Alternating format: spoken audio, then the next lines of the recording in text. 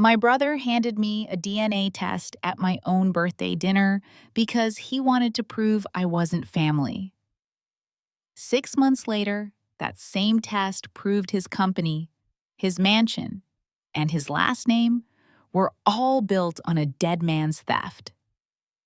At the time, all I knew was the sound of crystal glasses going quiet. We were in the private dining room at Hawthorne Ridge Country Club, the kind of room designed to make cruelty look expensive. Chandeliers glittered over white roses my mother knew I hated. They looked like funeral flowers to me, too polished, too cold, too arranged. The marble floor reflected everyone's shoes, and the waiters moved like trained ghosts, replacing silverware no one had used and pouring wine no one was tasting. It was my 34th birthday. That should have meant something soft. A cake, a wish, maybe a toast without a blade hidden inside it. Instead, the room was full of board members, investors, my mother's charity circle women, and people who had spent years watching my family treat me like a guest who had overstayed a visit. They all smiled with those careful, wealthy smiles, the kind that never reached the eyes because they were busy calculating power. My father, Victor Ellison, sat at the head of the table. I called him Dad in public because correcting that would have required more courage than I had as a child and more energy than I had as an adult. He was 62, silver-haired, handsome in a corporate magazine way. Beside him, my mother, Celeste, looked elegant enough to be mistaken for peaceful. Her diamond earrings caught the candlelight, but her hands were clenched in her lap. Grant sat across from me. My older brother had always known how to perform warmth for an audience. He could put a hand on someone's shoulder and make it look affectionate while squeezing hard enough to warn them. That night, he wore a navy suit and the expression of a man who had already decided the ending of a joke before telling it. His wife, Bree, sat beside him with her phone face down near her champagne glass, though I noticed her thumb resting against the edge. I noticed things like that for a living. I was a forensic accountant. My job was not glamorous, but I was good at finding the truth inside numbers. I had learned early that people lie with their mouths, then forget their documents are still talking. That night, I should have listened to the documents of the room. My mother's pale face, Grant's excitement, Bree's hidden camera, Victor's silence. The dinner began normally enough. There was lobster bisque, a salad nobody finished, and compliments that felt like receipts. A board member told me I looked very composed, which was rich person language for boring. One of my mother's friends asked whether I was still doing finance, as if I had been playing with a calculator in a basement. Grant waited until dessert. The cake arrived under a silver cover. Chocolate ganache, 34 thin candles, my name written in careful white icing. Nora, just Nora, not dear Nora, not beloved daughter. The waiter stepped back. My mother lifted her chin, already wearing her birthday smile. Victor checked his watch. Bree's phone moved from the table to her hand. Then Grant stood. "Before we do the candles," he said, tapping his champagne flute with a knife, "I think my little sister deserves a proper toast." The room laughed softly. It was trained laughter, obedient laughter. Nobody knew what was funny yet, but Grant had announced that something was, so they prepared themselves. I folded my hands in my lap. Grant looked at me with a tenderness that had never existed when we were alone. Nora has always been different. A few people smiled. "She was never the loud one," he continued. "Never the charming one. Never the fun one. Honestly, growing up, we used to joke that Victor's charisma skipped her completely." Another laugh, louder this time. Victor gave a low chuckle, not because it was funny, but because his approval taught the room how far it was safe to go. Grant kept going. "But we love Nora for what she is, Serious, careful, very committed to rules, the kind of person who can make a birthday party feel like an audit. Bree covered her mouth, but her eyes stayed bright. Her phone was up now, recording. I felt heat rise into my face, not anger yet. Anger had always been treated as evidence against me in that family, so my body converted it into stillness. Grant, my mother said quietly. He ignored her. No, no, Mom. This is affectionate. He turned to the guests. Every family has a mystery, right? Some have secret recipes. Some have hidden scandals. Ours has always been Nora. The room shifted. Not enough to defend me, just enough to enjoy discomfort while pretending not to. I looked at Victor. He picked up his wine glass. Grant reached inside his jacket. For one stupid second, I thought he had bought me a card. He pulled out a small white box and tossed it across the table. It skidded past a bowl of sugared berries and stopped beside my untouched cake. A DNA test. The logo sat there under the chandelier light, clean and cheerful, like it had not just been weaponized. Grant smiled. Happy birthday, Nora. Maybe now we can finally prove whether you're really an Ellison or just another man's unfinished business. The silence that followed was not empty. It was crowded with everything people were deciding not to say. My mother made a sound so small that I almost missed it. Bree kept recording. Grant's smile widened because he mistook silence for victory. He had always done that. When we were children, if he broke something and I froze, he called it guilt. If he insulted me and I went quiet, he called it weakness. I stared at the box. For 34 years, my family had taught me that the worst thing I could do was embarrass them. I had learned to swallow corrections, tears, and questions. If Grant ruined Thanksgiving, I apologized for reacting. If Victor dismissed me, I thanked him for advice. But humiliation does something strange when it goes deep enough. It stops burning and turns precise. I picked up the DNA kit. Someone inhaled sharply. I think it was my mother. The box seal cracked under my thumb. I opened it carefully, reading the instructions as if we were in a lab instead of a dining room full of cowards. Remove swab, rub inside cheek, place in tube, seal sample. Grant's expression flickered. That was the first good moment of the night. I took out the swab, held his gaze, and rubbed it against the inside of my cheek, slow enough that every guest had to sit with what he had done. Then I placed the swab into the tube, snapped the cap shut, and slid the sample back into the box. Thank you, Grant, I said. I'll mail it tomorrow. The room lost its appetite. A board member looked down at his plate. One of my mother's friends adjusted her necklace. Bree lowered her phone half an inch, then lifted it again, because people like Bree never know when evidence stops being content. Grant gave a short laugh. Come on, Nora, don't be dramatic. I'm not, I said. You're making it weird. You threw a DNA test at me during dessert. I gave you a gift. No, I said, my voice calm enough to frighten even me.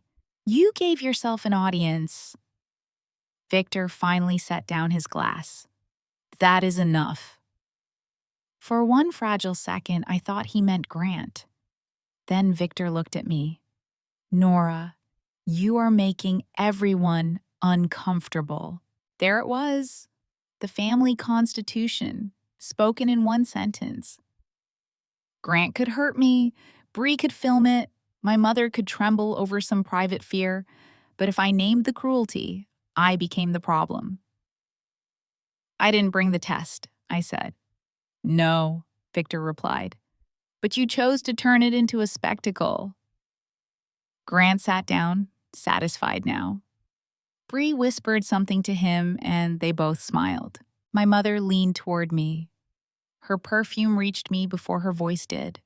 Something expensive and floral that always reminded me of locked rooms. Nora, she whispered. Don't. Not, I'm sorry. Not, he had no right. Not, I should have protected you. Just that one word. Don't. I turned toward her. Up close, I saw that her fear was not embarrassment. It was not even shame. It was terror, clean and sharp and old. My stomach tightened. "What are you afraid of?" I asked quietly. Her lips parted. No answer came. Victor heard me anyway. He always heard danger when it threatened him. "Celeste," he said. My mother straightened like he had pulled a string in her spine. The waiters came in to cut the cake. No one sang. I did not blow out the candles. They burned down in uneven lines until wax dotted the icing. I stayed through the coffee because leaving would have been called emotional. I listened as Grant described an upcoming investor trip to Las Vegas and watched Bree refresh her phone under the table. I heard people start conversations too loudly, trying to build a bridge over what had happened without stepping in it. My DNA samples sat in my purse the entire time. It felt heavier than a box that small had any right to feel. When the evening finally collapsed, it did not end with apologies. It ended with logistics. Coats were brought out, cars were called, air kisses were exchanged by people who would later say the whole thing seemed cruel, though none of them said so when it mattered. I walked toward the exit alone. I was almost past the hostess stand when Victor's voice stopped me. "Nora," I turned. He stood beside the private dining room doorway, holding the leather billfolder between two fingers. Grant was behind him, watching like he had stayed for the bonus scene. Bree hovered near him with her phone in her hand. My mother stood farther back, pale and silent. Victor extended the folder. I looked at it, then at him. "What is that?" "The bill. I didn't host this dinner." His smile was thin. "No, but you certainly ended it." I could have argued. I could have said that my own humiliation had been the entertainment, so perhaps the performer should not pay for the stage. I could have pointed out that Victor had invited half the people in that room because he liked displaying a family he had never nurtured. I could have asked my mother to say something, but Celeste looked at the floor. So I took the folder. The total was obscene. Room fee, wine, cake cutting, service, flowers. A birthday execution itemized into neat black numbers. For 1 second, my hand shook. Grant saw it. His eyes dropped to my purse, then to my card when I pulled it from my wallet. It was not the debit card he expected. It was a black corporate rewards card tied to my personal consulting account. His expression changed. It was quick, but I caught it. Surprise first, then calculation. Grant had spent his life assuming I was small because he had worked so hard to make me feel that way. He had not considered that I might have become successful in spaces he did not control. I handed the card to the hostess. When the receipt came back, I signed my name slowly. Nora Ellison. The name suddenly felt like a coat someone had forced me to wear in the wrong season. Outside, the night air was cold enough to make my lungs hurt. The country club driveway curved past hedges trimmed into perfect obedience. Valets moved among luxury cars. Somewhere behind me, laughter rose from another dining room, bright and careless. My mother followed me out.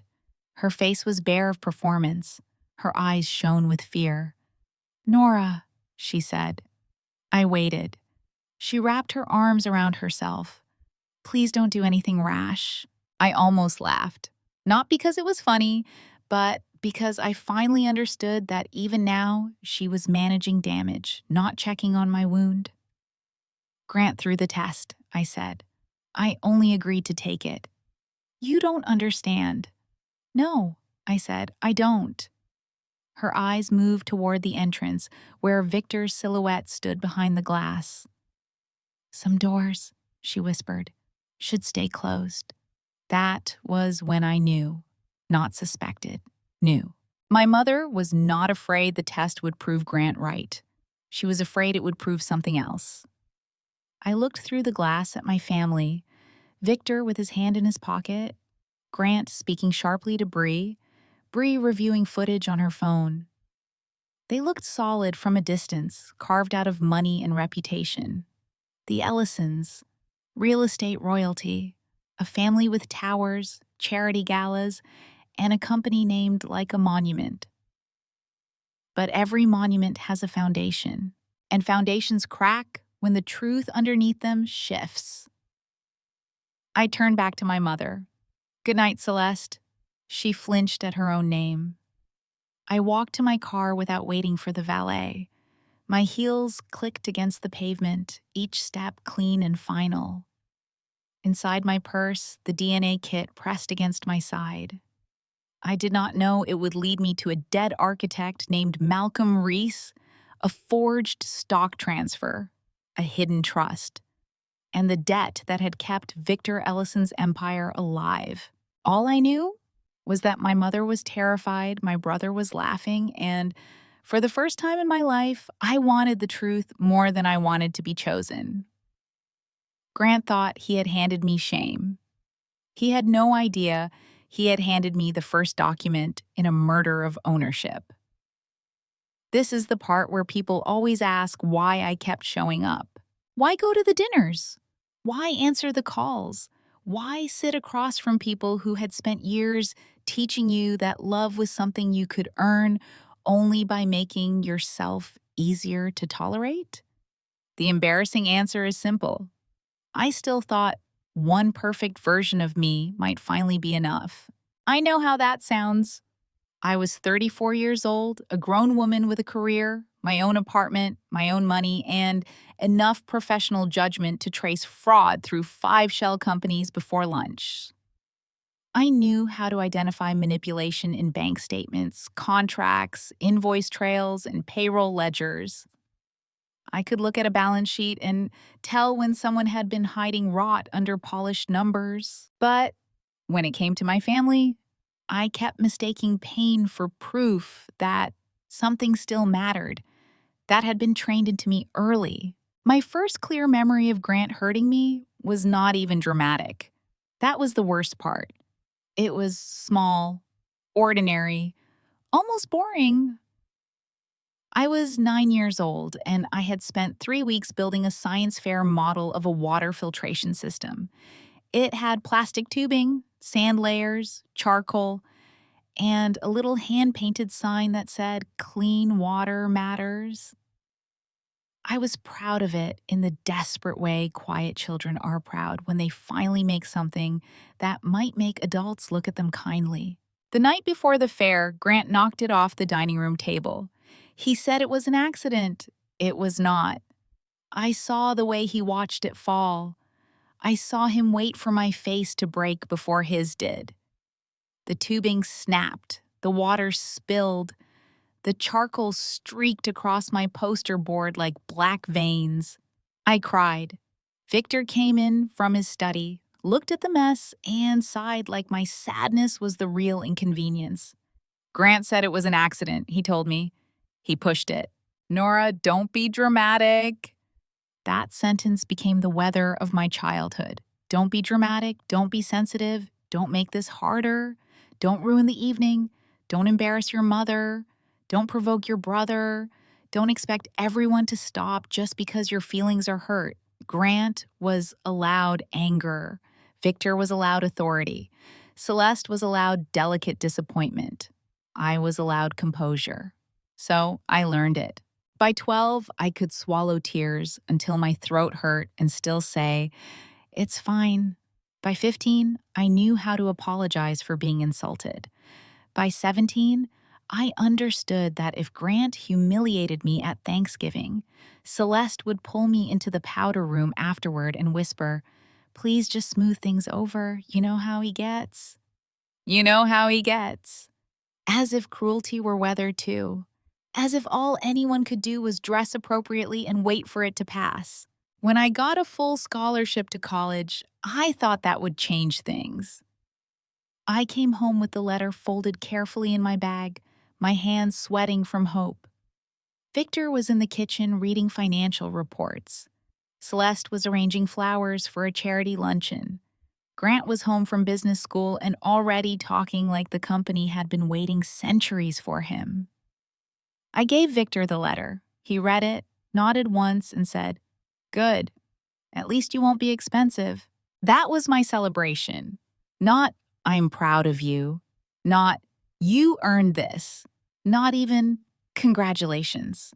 Just relief that my ambition would not cost him anything. I smiled anyway because I had been raised to treat crumbs like meals.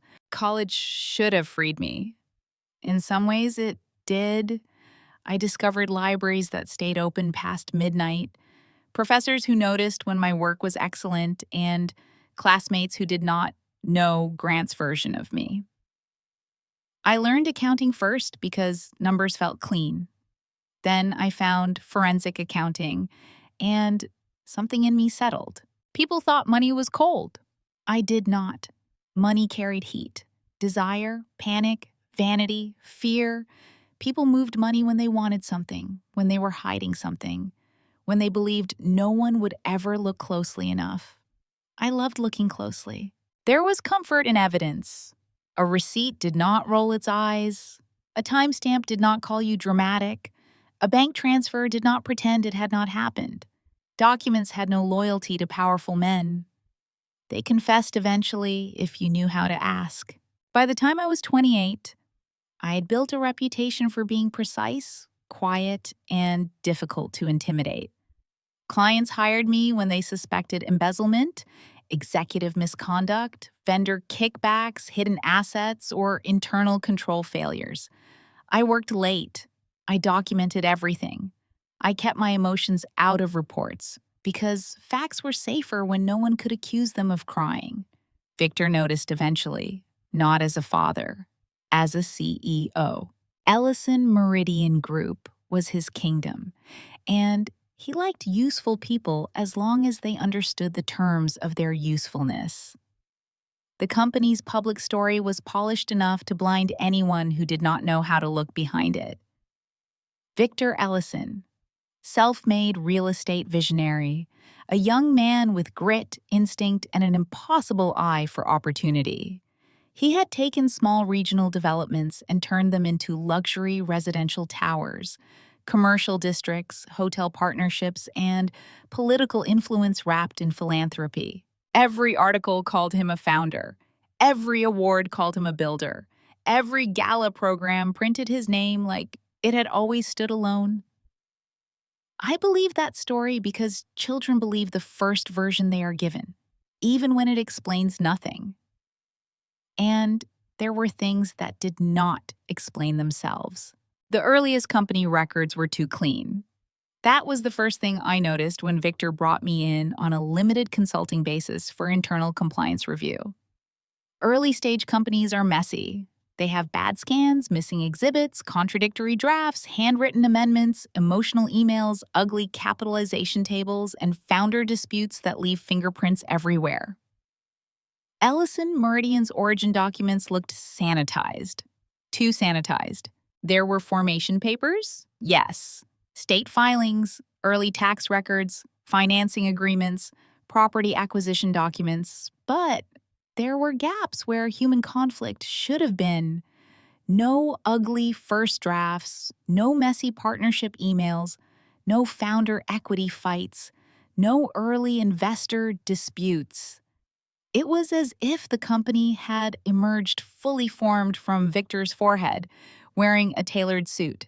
I mentioned that once to Elliot Vance, the CFO. Elliot was a narrow man with tired eyes and the posture of someone who had spent years bending without admitting it. We were in a conference room reviewing quarterly compliance certificates when I saw an old lender reference buried in a collateral schedule. Reese Capital Trust. The name sat there like a stone under clear water. "Who's Reese Capital?" I asked. Elliot's pen stopped moving, only for a second. Then he said, "Legacy lender." "From the early development period?" "Something like that." I looked at the schedule again. They still hold secured debt? That's above your review scope, which, in accounting language, meant yes. Later that same week, I found another reference, then another.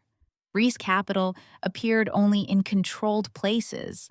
Loan schedules, covenant reporting, historic lien references, compliance certificates, never in press materials, never in founder stories, never in Victor's speeches about building from nothing. At the time, I did not connect Reese to myself. Why would I? I'd spent my whole life being told I barely belonged to the family I could see. I was not looking for a dead man hidden under a company name, but I remembered Victor's face whenever Reese Capital came up. Victor did not scare easily. He enjoyed pressure. He treated negotiations like blood sport and family dinners like board meetings with better silverware. But quarterly compliance periods changed him. He became sharper, more controlled. He reviewed certificates personally. He called Elliot into closed-door meetings. He asked questions he already knew the answers to. Once, when I was leaving the executive floor late, I heard Victor's voice through a half-open conference room door. Reese Capital is not a lender we antagonize. Elliot said something too soft to hear. Victor replied, "Because they have paper, Elliot. Old paper." I should have remembered that sooner, but family has a way of teaching you where not to look. Even when I became useful to Ellison Meridian, I was never brought in fully. Grant had an executive title, a corner office, and no discipline. I had certifications, experience, and a temporary consulting badge that stopped working after 7 p.m. unless security approved me. Grant called me the spreadsheet nun in meetings. Victor corrected my reports in front of junior staff, then used my findings in board packets without my name. Celeste told her friends I was helping with some accounting things, as if I were sorting receipts at a bake sale. Still, I stayed. That is the part I hate admitting. I told myself it was strategic. I told myself access mattered. I told myself having family as clients was complicated, not pathetic. But the truth was simpler and uglier. I wanted proximity to become love. I wanted Victor to see my competence and finally regret every time he had dismissed me. I wanted Celeste to watch me hold my own in that building and decide I had been worth defending all along. I even wanted Grant to realize I was not the weak little sister he had invented to make himself feel tall. Hope can be humiliating when it outlives the evidence. After the birthday dinner, I drove home with the DNA kit on the passenger seat. I did not cry at first. I thought I would. I thought the humiliation would crack open once I was alone, but instead, I felt calm in a way that frightened me. My apartment was quiet when I got there. No marble floors, no chandeliers, no white roses, just a narrow entryway, a kitchen with one light flickering above the sink, and stacks of case files on my dining table. I set the DNA kit beside my laptop and stared at it. For years, Grant had suggested I did not belong as an insult. Different eyes, different temperament, different face. Too serious, too plain, too cold. Not an Ellison. I had absorbed those words as rejection. I had never considered they might also be directions. I took out a legal pad and wrote 3 things. DNA test. Celeste, afraid. Reese Capital. Then I stopped. The connection was not logical yet. It was only a pressure in the room, a sense that separate pieces of my life had begun moving toward each other in the dark. I slept badly. When I woke, the first thing I saw was the white box on my table. For a long time, I did not touch it. Taking the test at dinner had been defiance. Mailing it would be consent to whatever came next. A part of me still wanted to protect my mother from the thing that had made her whisper, "Don't." That was the old training. Even wounded, I was still calculating how to make the damage easier for everyone else. Then I remembered Grant's smile. I remembered Victor sliding the bill toward me. I remembered Celeste asking me not to open a door without ever asking who had locked me behind it. So I picked up the box, placed it in my bag, and got dressed for work. The morning was gray, the kind of cold city morning where everything looked rinsed but not clean. I stopped at a blue mailbox 3 blocks from my apartment. People passed behind me carrying coffee, briefcases, gym bags, ordinary lives. There was no dramatic music, no lightning, no sign from the universe. Just my hand pushing a small white box through a metal slot. The sound it made was final. At the time, I thought the DNA test would answer a family question. I did not know it would reopen the first lie in Victor Ellison's company history. The first thing Grant did after my birthday was pretend nothing had happened. That was his favorite strategy. Hurt someone in public, then act confused when they remembered it in private. He liked the double injury of it, the original wound and then the accusation that you were unstable for bleeding. On Monday morning, I arrived at Ellison Meridian just before 8. The building rose over downtown like a polished thread, all mirrored glass and black steel. In the lobby, Victor's portrait hung beside a bronze plaque describing him as a visionary founder who transformed ambition into architecture. Every time I passed it, I felt the same small irritation I had never been able to name. Founder. Singular. The word looked more suspicious now. Security nodded me through. My consulting badge clicked against the scanner, and the elevator carried me to the executive finance floor with the quiet smoothness of expensive machinery. I had barely set my bag down in the temporary office they gave me when Grant walked in without knocking. He was holding a reimbursement folder. "Morning, birthday girl," he said. I looked up from my laptop. "Do not call me that." His smile was lazy. "Still sensitive? Still employed to review financial documentation." "Good. Then review this." He dropped the folder onto my desk. It was thick.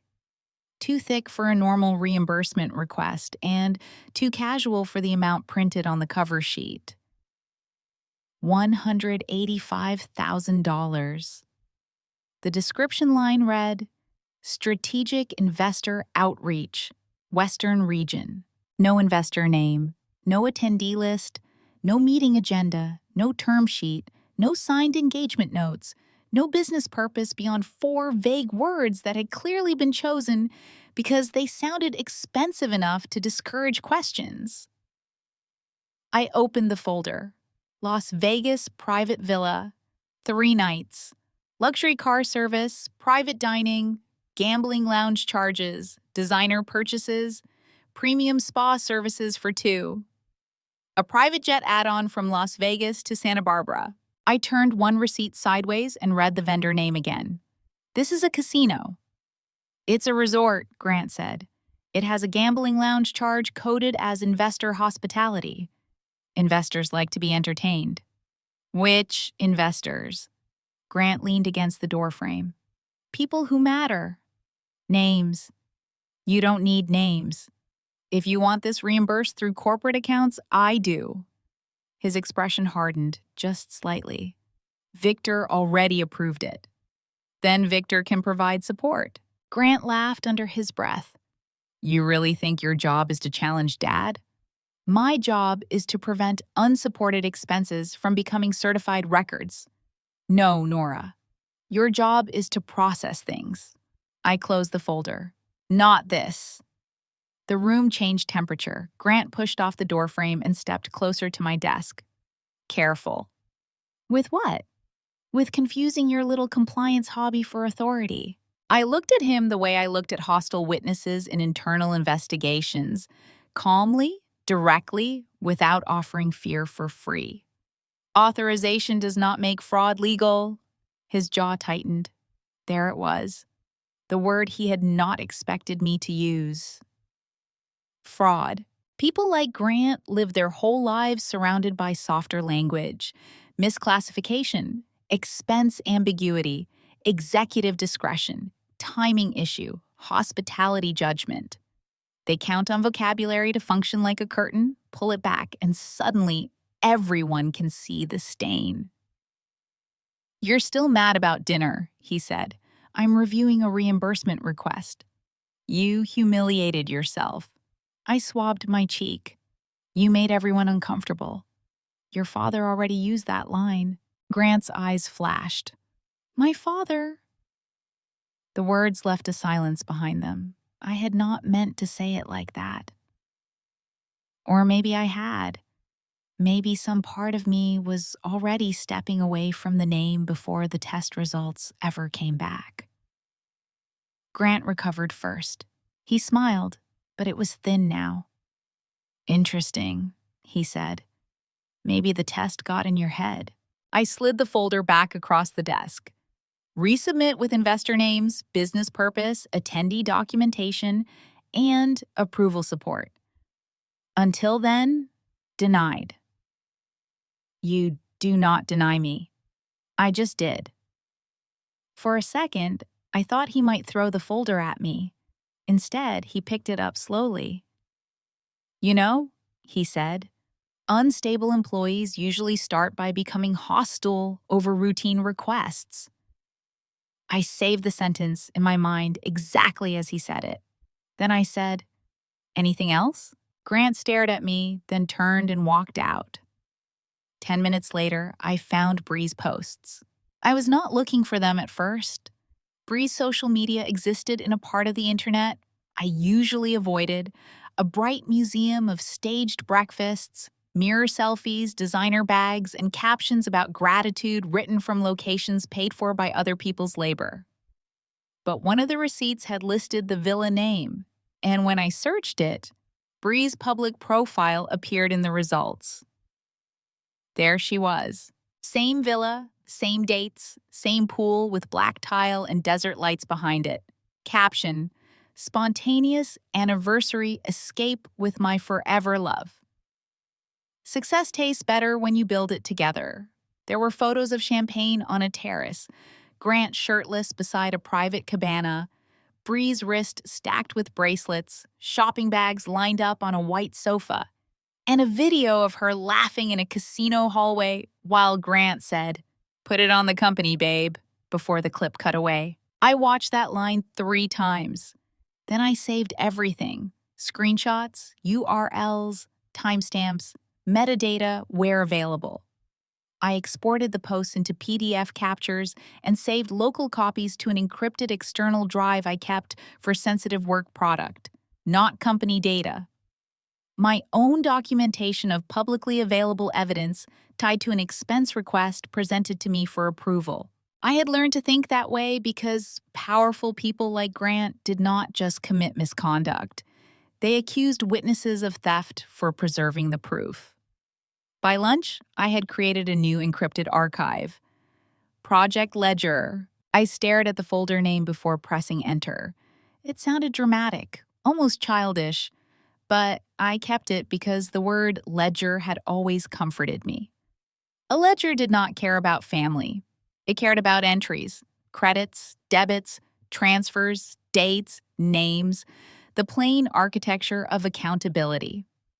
Inside, I created subfolders: Vegas reimbursement, executive cards, vendor review, payroll irregularities, threats, Reese Capital, DNA. The last folder made me pause. The DNA test had not returned yet. It was somewhere in transit, maybe sitting in a processing center between thousands of ordinary family curiosities. People use those tests to find cousins, build ancestry trees, laugh over percentages. Mine felt like a key cut from humiliation. I added the folder anyway, then I began where all good investigations begin. Not with the largest transaction, with the pattern. Grant's reimbursement request was too sloppy to be isolated. Men like him did not suddenly steal in a new handwriting. They escalated. First, they tested the edges. Then they learned who looked away. Then they developed habits. So I pulled executive card activity for the prior 18 months within my authorized review scope. At first, nothing screamed. That was normal. Real fraud rarely introduces itself. It hides inside normal categories and waits for fatigue. Hospitality, consulting, investor relations, market research, strategic development. I filtered by vendor, then by amount, then by approvals, then by charges just below secondary review thresholds. There. Split transactions. 8,900, 9,200, 9,800, repeated across different dates, different vendors, same approval chain. Grant initiated. Victor approved, finance processed. I exported the list and kept going. Fake consulting vendors came next. 3 LLCs had been created within weeks of receiving payments from Ellison Meridian. Their addresses traced to mail drops. Their invoices were generic, almost insulting in their laziness. Market positioning advisory, investor pipeline assessment, executive opportunity review. No deliverables attached, no final reports, no correspondence except invoice submission and approval. One invoice number appeared twice. Different vendor names, same number. That was not carelessness. That was reuse. I found another shared address, then a bank remittance pattern that suggested at least 2 vendors were controlled by related parties. Not enough to prove Grant owned them. Not yet. But enough to show the walls of the maze. By 3 in the afternoon, I had a headache behind my right eye and a spreadsheet full of red flags. By 4, IT pinged my access, not formally, not through a ticket. A colleague in systems, someone who still liked me, because I had once found an error that saved his department from blame, sent me a message. Heads up. Grant asked for your access logs, framed it as data security review. I looked at the message for a long time. Then I saved it to Project Ledger under threats. Grant was moving faster than I expected. At 4:30, Leah Morton appeared at my office door. Leah managed payroll and compliance timing, which meant she lived in a permanent state of controlled panic. She was in her early 40s, careful, competent, and underappreciated in the way people are when a company depends on them too much to treat them kindly. That afternoon, her face looked drawn. "Do you have a second?" she asked. I closed my laptop halfway. Of course. She stepped in and shut the door behind her. That told me more than her voice. "Grant came by payroll," she said. "He asked about timing flexibility." "For what?" She swallowed. "Subcontractor payments. Define flexibility. He said some outgoing payments could be held until Friday without technically being late." "Were they scheduled for today?" "Yes." "Why did he want them held?" "He said cash management." "Did he put it in writing?" Her mouth tightened. "No." Of course he had not. I kept my voice even. "Leah, did he pressure you to alter payment timing to cover an executive expense?" She looked at the closed door as if it might have ears. "I don't know what expense. I just know he was angry.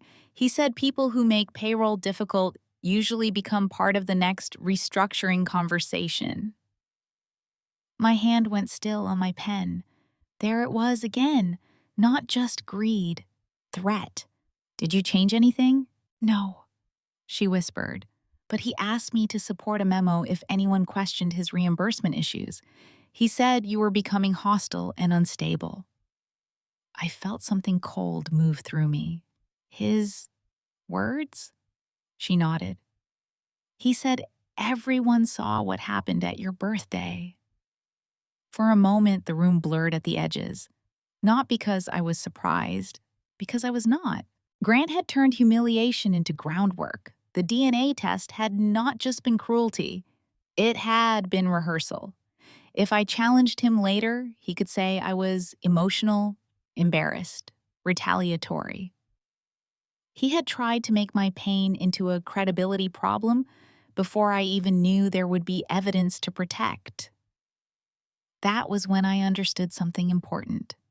Grant was not just spoiled. He was dangerous. Not because he was intelligent. He was not. At least not in the way he believed. He was dangerous because he had been protected for so long that consequences seemed imaginary to him. A man who believes consequences are for other people will eventually test how much damage reality can absorb. Leah, I said carefully, document what happened. Send yourself a factual note on company email. Date, time, exact words as best you remember. Do not exaggerate. Do not speculate. Facts only. Her eyes filled with fear. Will that protect me? I hated that I could not say yes. It will help, I said. And send me nothing you are not authorized to send. Keep your own record. She nodded quickly, but she did not leave right away. Nora, she said, voice low. People think because he smiles, he's harmless. He's not. I know. No, she said. I mean, he owes people money. I looked up. What people? She shook her head. I don't know. I heard Elliot arguing with him last month. Something about markers, gambling markers. Victor told Grant to get it under control before lenders started asking questions. Lenders. The word landed hard. Reese Capital Trust sat in my mind like a sealed room. Did Elliot mention which lenders? I asked. No, but Victor said one name. Leah frowned, searching her memory. Reese. I think he said Reese. After Leah left, I sat alone in my office until the motion lights clicked off. The city outside had turned blue with evening. In the glass reflection, I could see myself at the desk, composed, quiet, still wearing the face my family had trained into me. But underneath that face, something was rearranging. The birthday dinner had been an injury. The reimbursement request was fraud. The payroll pressure was harm. And Reese Capital was no longer just an old lender name hiding in company schedules. It was a thread. I opened Project Ledger again and moved Reese Capital higher in the folder order. Then I added a new document titled Working Timeline. 34 years of family cruelty suddenly sat beside 18 months of executive misconduct, beside legacy debt, beside my mother's fear, beside a DNA test moving through the mail toward an answer someone had spent my entire life trying to avoid. I did not know yet what connected them, but I knew connected things have weight. And when enough weight gathers in one place, even an empire built from glass and money begins to bend. The first lie was Vegas, the second was payroll, the third had been buried for 34 years. Bree sent me the bracelet photo at 11:42 the next morning. I remember the exact time because I had just finished rebuilding Grant's Vegas reimbursement trail into a clean evidence chart when my phone lit up beside my keyboard. Her name appeared with a little preview image of diamonds against tanned skin. For a second, I considered ignoring it. Then I opened the message. The photo was staged, of course. Bree never simply owned things. She presented them. Her wrist rested against what looked like cream leather, maybe the passenger seat of Grant's car, maybe a boutique lounge. Around it sat a diamond bracelet, so bright it seemed almost vulgar. A wide line of stones set in white gold, glittering with the kind of confidence only stolen money can afford. Under the photo, she had written, Grant says success deserves sparkle. Hope your spreadsheets are keeping you warm. I stared at it without blinking. The old Nora would have felt small. She would have heard every insult hidden under the pretty words. Your life is dull. Your work is pathetic. You are alone. You are not chosen. You are not loved loudly enough to be decorated. But that morning, I did not feel jealousy. I felt a question. Where did the money come from? That is the thing about spending when someone is already under review. Every luxury purchase becomes a flare in the dark. Most people see diamonds and think romance, status, indulgence. I see payment sources, approval chains, account coding, and the quiet panic of someone who needed the charge hidden somewhere it did not belong. I saved the photo immediately.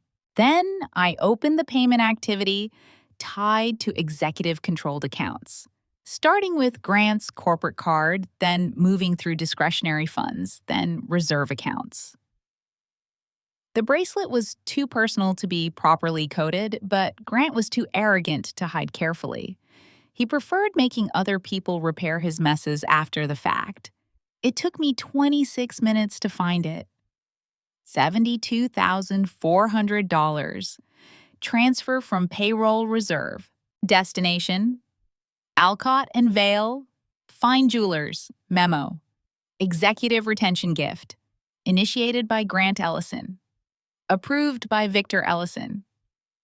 For several seconds, I just sat there. Payroll reserve was not some vague corporate cushion. It existed for timing protection. Construction payroll, subcontractor labor, emergency wage coverage, compliance-sensitive payments when client receipts lagged or draw schedules shifted. It was the account that made sure people who worked with their hands did not suffer because executives played games with cash flow, and Grant had used it to buy his wife diamonds. The memo made it worse. Executive retention gift. That phrase had been chosen to disguise personal vanity as business necessity. It was almost insulting in its laziness. Retaining whom? Bree was not an employee. Grant did not need a bracelet to remain loyal to the company he believed he would inherit. And Victor had approved it. I pulled the bank record, then the approval log, then the internal transfer authorization, then the vendor confirmation. I saved each document in Project Ledger under payroll irregularities and created a cross-reference to executive cards because fraud rarely respects folder boundaries. At noon, Leah Morton came to my office again.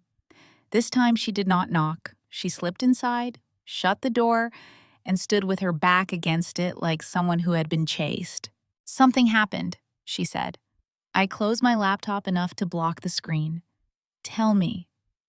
Her face was gray. "A crew leader called, Martinez Drywall. His men were expecting payment yesterday. Rent is due for some of them. One of his workers has a kid in the hospital, Nora. He was trying not to yell at me, but I could hear it." My stomach tightened. Were their payments held? She nodded. "Not officially. The system still shows processing. But Treasury delayed release until Friday." "Who authorized the delay?" She looked at me. She did not have to say it. "Grant?" "And Victor approved the cash management note." I turned my chair toward my desk and opened the payroll timing report. Leah came around beside me, pointing with a hand that shook. "There," she said. "And there, and there. 3 subcontractor groups. Total delay exposure just under $73,000. Just under the amount of the bracelet. I felt something inside me go very still. There are kinds of theft rich people commit that they convince themselves are harmless because the victims are abstract. A reserve account becomes a number. A delayed payment becomes timing. A crew becomes a vendor. A worker becomes labor. A family waiting on a paycheck becomes invisible.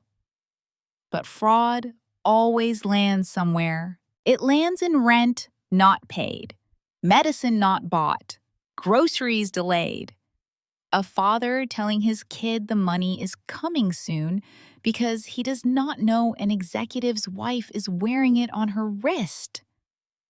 "Leah," I said, "I need you to breathe. I can't be part of this." "You're not. I manage payroll. You did not initiate the transfer. You did not approve the transfer. You did not delay release. But I saw it. Then we document that you saw it.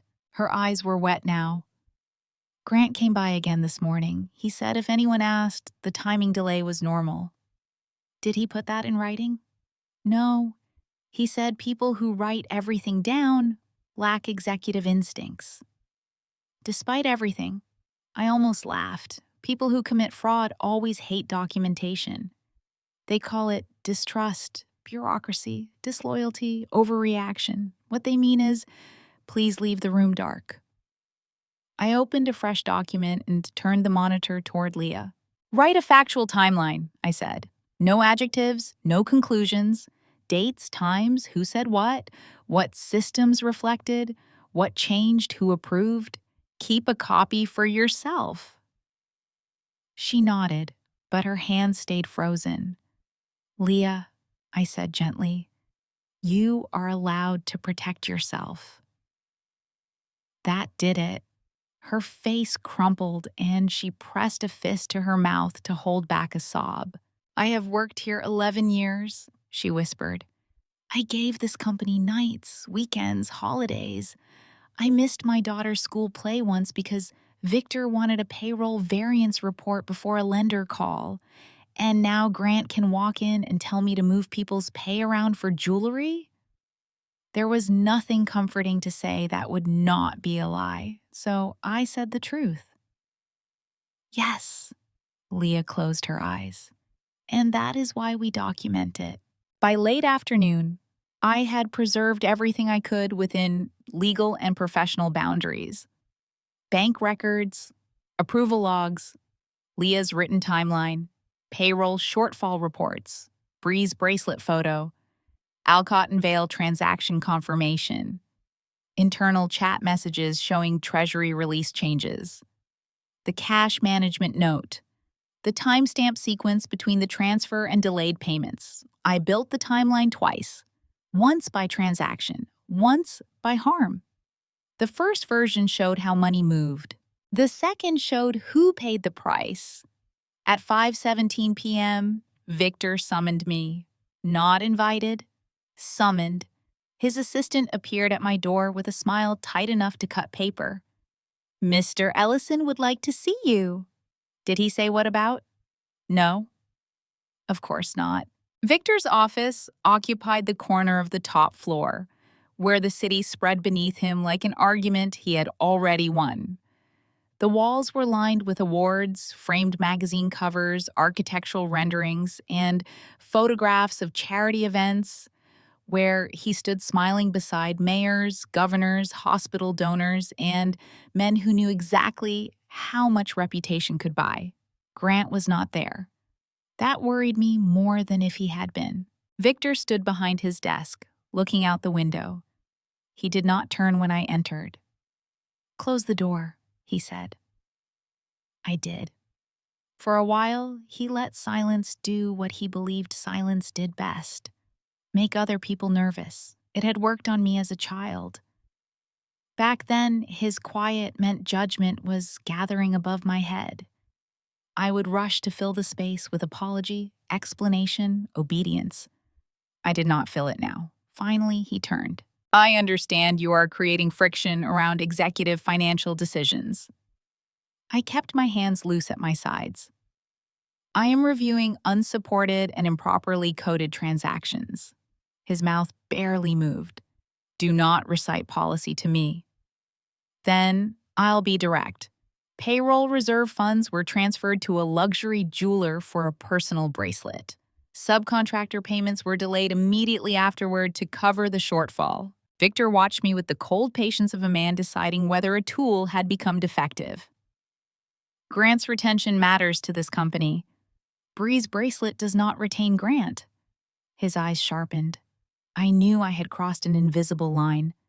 Not because the sentence was wrong, but because it was plain. Families like mine survived by burying plain things under expensive language. Victor walked slowly around his desk. You have always had a tendency to become rigid when you feel excluded. The old wound opened so fast I almost missed it. There it was again. Not the transaction, not the workers, not the records. Me, my feelings, my alleged defect, my supposed hunger. Turn the evidence into emotion, then discredit the woman holding it. I am not discussing exclusion, I said.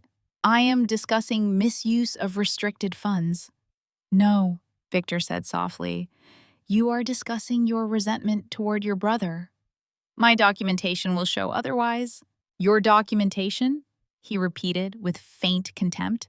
You seem to misunderstand your role here. My role is to keep false records from becoming certified records. Your role is whatever this company says it is. No, I said. That is Grant's misunderstanding too. The room went dangerously still. Victor stepped closer. He was not a man who yelled when he wanted to frighten someone. Yelling gave away effort. Victor preferred control. He lowered his voice until each word felt chosen with tweezers. You are useful here, Nora. Do not confuse useful with untouchable. I looked at him, and for the first time in my life, I truly heard the sentence under the sentence. You are kept here because you serve a purpose. You are not loved. You are not protected. You are not safe. What surprised me was how little it destroyed me. Maybe because Grant had already cracked the illusion with a DNA test. Maybe because my mother's fear had finally made the family story feel less like a truth and more like a performance. Or maybe because once you see the machinery clearly, you stop mistaking the noise for thunder. I understand exactly how touchable I am, Googs, I said. Victor's expression tightened. But my professional obligations do not disappear because you are uncomfortable with them. He smiled then, and it was worse than anger. You sound like someone preparing a defense. I sound like someone preserving the record. For the first time, I saw something move behind his eyes. Not fear, recognition. Victor knew that phrase. Men like him always do. Preserve the record was not emotional language. It was legal language.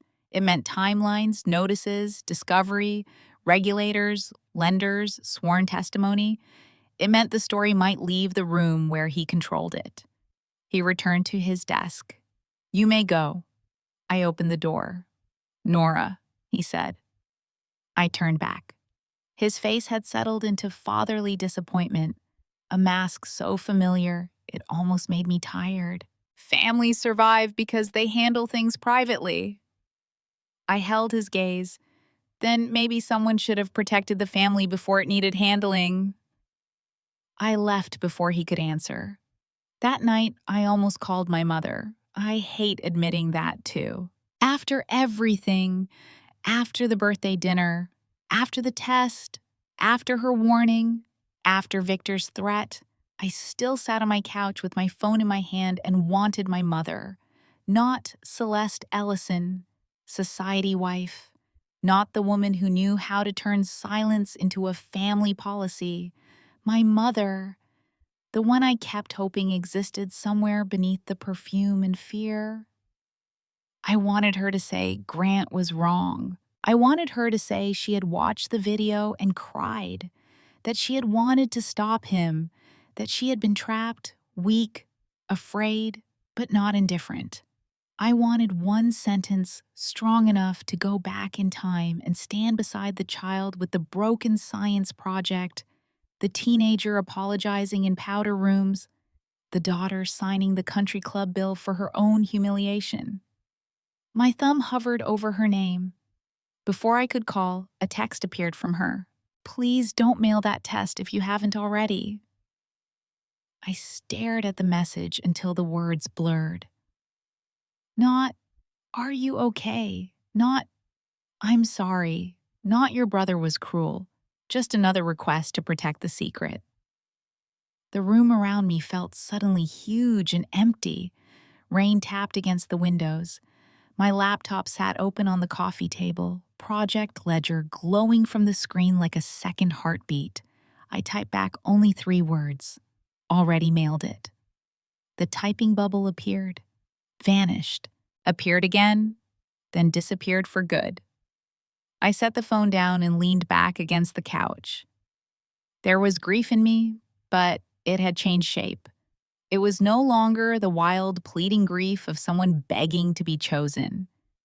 It was quieter now, heavier. The grief of realizing the person you kept running toward had not been standing still. She had been guarding a door. On my laptop, I opened the DNA folder and added Celeste's text. Then I opened the Reese Capital folder and created a new note. Question: what is Celeste afraid the DNA test will connect? I did not know the answer yet, but I knew my mother was not afraid I would be hurt. She was afraid the truth would have a paper trail. The DNA results arrived on a Thursday night during a storm. That sounds dramatic, I know. If I were making this up, I would probably choose something quieter because storms feel too obvious, like the universe trying to underline a plot twist. But that night, rain hit my apartment windows hard enough to blur the city lights, and thunder rolled between the buildings while I stood in my kitchen eating cold leftovers from a takeout container because I had forgotten to buy groceries again. My laptop was open on the counter. I saw the email arrive before I understood what it meant. Your DNA results are ready. For a long moment, I did not move. I had been waiting for that message every day since mailing the kit. Waiting and also pretending not to wait. I had checked the portal more often than I wanted to admit. Sample received, processing, genotyping, quality review. Each status update had felt like a door unlocking one bolt at a time. Now the door was open. I set down my fork. Outside, lightning flashed white across the glass. My hands were dry when I touched the keyboard, but they felt distant, as if they belonged to someone sitting across from me. I logged into the portal. Password, 2-factor code, consent screen, health disclaimers, privacy notice. More buttons between me and the thing my mother had begged me not to learn. Then the page loaded. At first, it looked ordinary. Percentages, regions, a colorful map of ancestry that meant nothing to me in that moment. I scrolled past it with my heart beating against my ribs. Family matches. Celeste Ellison appeared where I expected her to be. Biological mother. I stared at that line longer than necessary. Some small, irrational part of me had wondered whether even that would turn out to be complicated. But no. Celeste was my mother.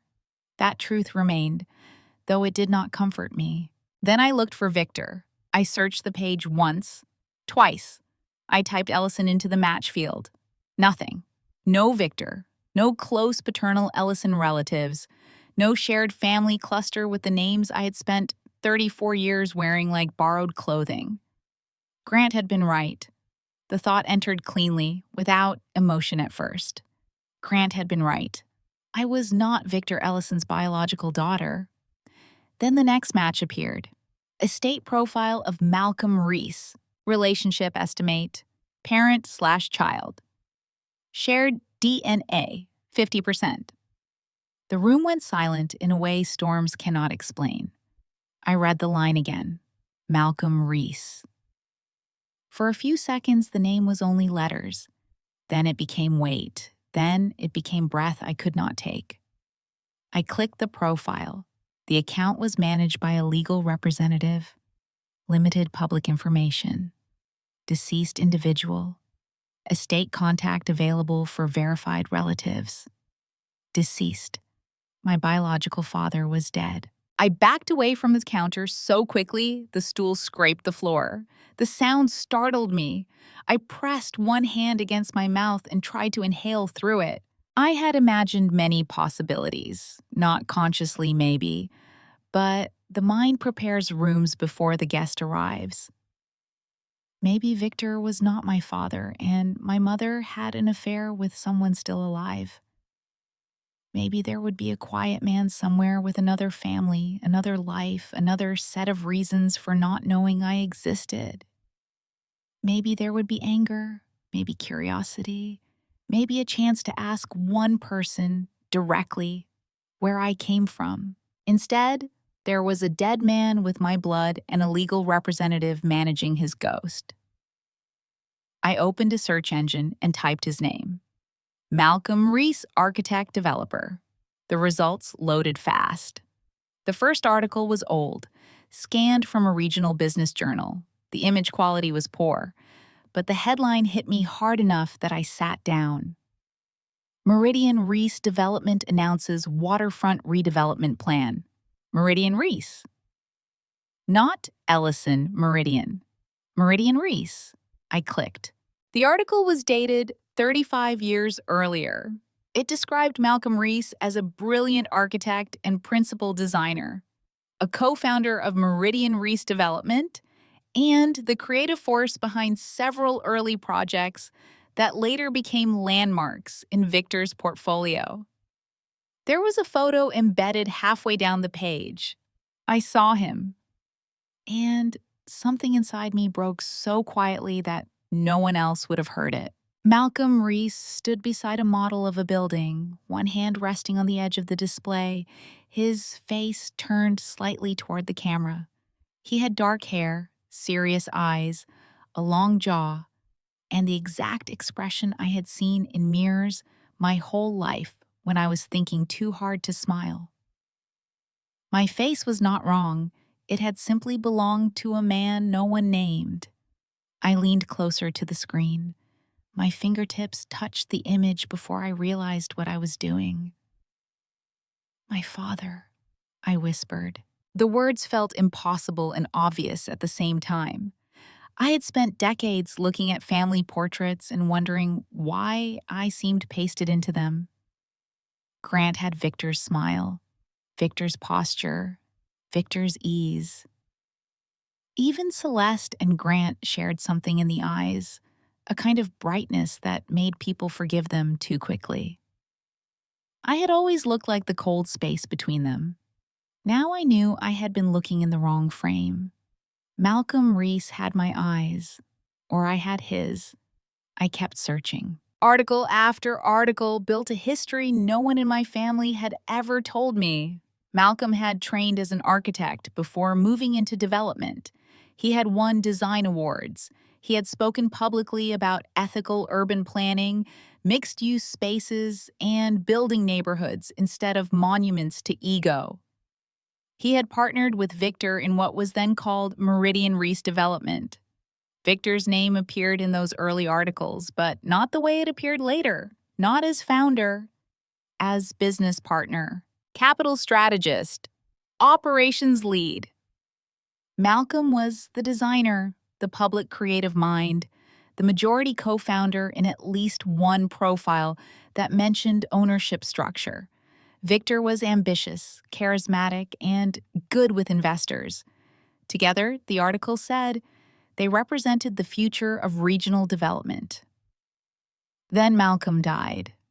A car crash on a wet road, 35 years earlier. I found the obituary next. It called him 36 years old, unmarried, survived by distant relatives, remembered for vision and integrity. There was no mention of a child, no mention of Celeste, no mention of suspicion. But 2 months after his death, Meridian Reese Development became Ellison Meridian Group. I sat back slowly. The words on the screen began arranging themselves into a shape I did not want to see. I opened Project Ledger. The Reese Capital folder, the DNA folder, a new folder, Malcolm Reese. I began saving everything. Articles, obituary, archived business filings, old project announcements, photos, interviews, ownership references. Any mention of Meridian Reese Development before the name changed. Any mention of Victor before he became the singular founder in his own mythology. The storm kept pressing against the windows. At 1:13 a.m., I found the stock transfer. It was buried in a scanned corporate record attached to an old dispute database. The scan was ugly, tilted, faded on one edge, but readable enough. Transfer of membership interests. Malcolm Reese to Victor Ellison. Dated 9 days after Malcolm's death. For a moment, I thought I had misread it. I checked the date again, then the obituary date, then the accident report summary, then the transfer, 9 days after death. The signature at the bottom was supposed to be Malcolm's. It looked wrong even to my untrained eye. Not just shaky, not just different. Wrong in structure. The M started differently from the signed architect letters I had found in old project archives. The R in Reese had a loop where his known signature did not. The pressure pattern looked unnatural, though I knew enough not to pretend I could prove forgery from a screen. But I also knew enough to recognize a document that begged to be examined. I saved it under Malcolm Reese and copied it into a new folder called Ownership. Then I searched Celeste's maiden name, Celeste Hartwell. The results were thinner, but not empty. She had worked in business development before she became Celeste Ellison. An old event caption identified her as an executive liaison for Meridian Reese Development. Another article placed her at a project reception beside Malcolm and Victor, smiling between them in a silver dress. I enlarged the photo. Celeste was young, beautiful, not polished yet in the sharp, lacquered way she became later. She looked alive in that picture, her head turned slightly toward Malcolm, as if he had just said something that made her laugh. My stomach twisted. Timeline. I opened a document and began building one. Malcolm Reese and Victor Ellison co-found Meridian Reese Development. Celeste Hartwell employed as executive liaison. Malcolm dies in car crash. Stock transfer dated after death. Celeste resigns abruptly. 6 weeks later, Celeste marries Victor. Months later, I am born. I stared at the timeline. There are moments when a fact is not yet proven, but your body recognizes its outline before your mind permits the conclusion. I felt that then. Not certainty, not legal proof, but recognition. A story buried under another story, pressing upward through the floorboards. I kept searching because stopping would have meant feeling. That was when I found Valbridge Advisory. At first, it appeared only as a vendor name in an old litigation exhibit involving early Ellison Meridian financing. Then again in a private settlement index. Then in a banking reference connected to a confidential payment, $3.1 million. Recipient, Celeste Hartwell. Classification, Reputation Transition Services. Date, before she became Celeste Ellison. I read that phrase at least 10 times. Reputation Transition Services. Rich people had the most elegant language for dirty things. It could have meant anything technically. A consulting arrangement, a confidentiality payment, a relocation package, a settlement, a payoff. But no honest payment to a 20-something executive liaison needed to be disguised so carefully while moving through an advisory firm tied to Victor's early financing. My hands had started shaking by then. Not because I was surprised that Victor might have lied, but because I was beginning to understand that I had not merely been unwanted, I had been managed. Before I was born, money had moved around my existence. My father died. His shares moved. His name disappeared. My mother was paid. Victor married her. I was born into a family that treated me like an inconvenience they had been forced to keep close, a living reminder of some bargain no one wanted spoken aloud. I walked to the bathroom and turned on the light. The face in the mirror looked pale, unfamiliar, and suddenly explained. How many times had Victor looked at me and seen Malcolm Reese? How many times had Celeste flinched because my face was not a mystery to her at all? How many times had Grant insulted my looks without knowing he was pointing at the dead man whose work paid for his life? I gripped the edge of the sink. For 34 years, I thought the wound was that Victor did not love me like a daughter. Now I wondered if he had hated me like evidence. The thought made me physically cold. I went back to the laptop because grief felt too large to face without documents around it. I found one more article before dawn. It was an interview with Malcolm from the year before he died. The journalist had asked what he wanted his buildings to leave behind. Malcolm's answer was short enough that the archived caption preserved it clearly. Ownership matters, he had said, not just of property, but of legacy. People deserve to know who built the ground beneath their feet. I covered my mouth and cried for the first time that night. Not loud crying, not the kind Grant would have called dramatic. Just silent, humiliating tears that slipped down my face while I stared at a quote from a father who had never known me, or had maybe suspected me, or had maybe tried and failed to reach me before a wet road ended everything. I cried for the child who had studied her reflection like a mistake. I cried for the girl apologizing in powder rooms. I cried for the woman who had let a cruel brother throw a DNA test at her because some desperate part of her still wanted one family to claim her. And I cried for Malcolm Reese, whose name had been removed so thoroughly that his own daughter had grown up under the roof of the man who benefited from his silence. When the sun came up, the storm had passed. The city outside my window looked washed clean in a way I did not trust. I had not slept. My coffee had gone cold twice. Project Ledger was now larger, heavier, more dangerous. The DNA results sat in one folder, Malcolm's articles in another, the post-death stock transfer and ownership, the Valabridge payment and Celeste timeline. Reese Capital references cross-linked to everything. At 7:06 a.m., my mother called. Her name on my phone made my chest tighten. I let it ring. She called again. Then a text came through. Nora, we need to talk before you do something you regret. I looked at the message and thought of her whispering, "Don't at the country club." I thought of the $3.1 million. I thought of her young face turned toward Malcolm in that old photograph. Then I typed back, "Who was Malcolm Reese?" The typing bubble appeared immediately. It stayed there for almost a minute. Then it vanished. No answer came. I saved the text exchange to Project Ledger. By then, I understood something my family had spent my life trying to prevent me from understanding. I was not the burden. I was not the unfinished business. I was not the cold, strange, wrong-looking child who had somehow failed to become an Ellison properly. I was the surviving bloodline of the man they erased.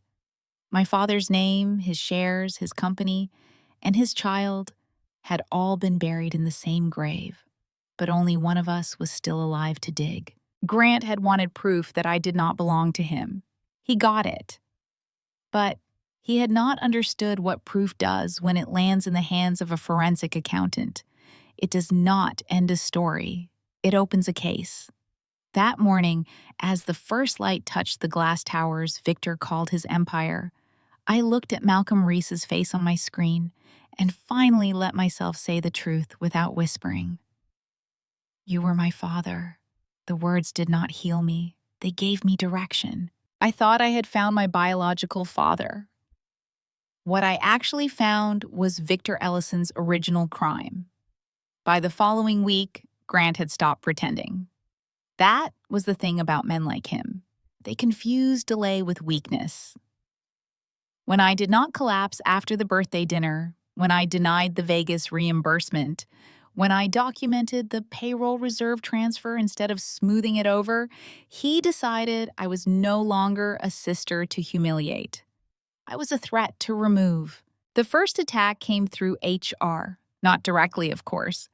Grant rarely put his fingerprints on the first version of anything ugly. Instead, I received a calendar invitation from Human Resources titled Workplace Conduct Discussion. It was scheduled for 3 p.m. in a small conference room on the 17th floor, the one without windows.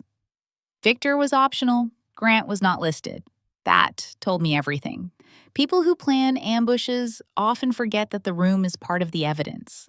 Before the meeting, I saved the invitation. I exported recent emails. I updated Project Ledger.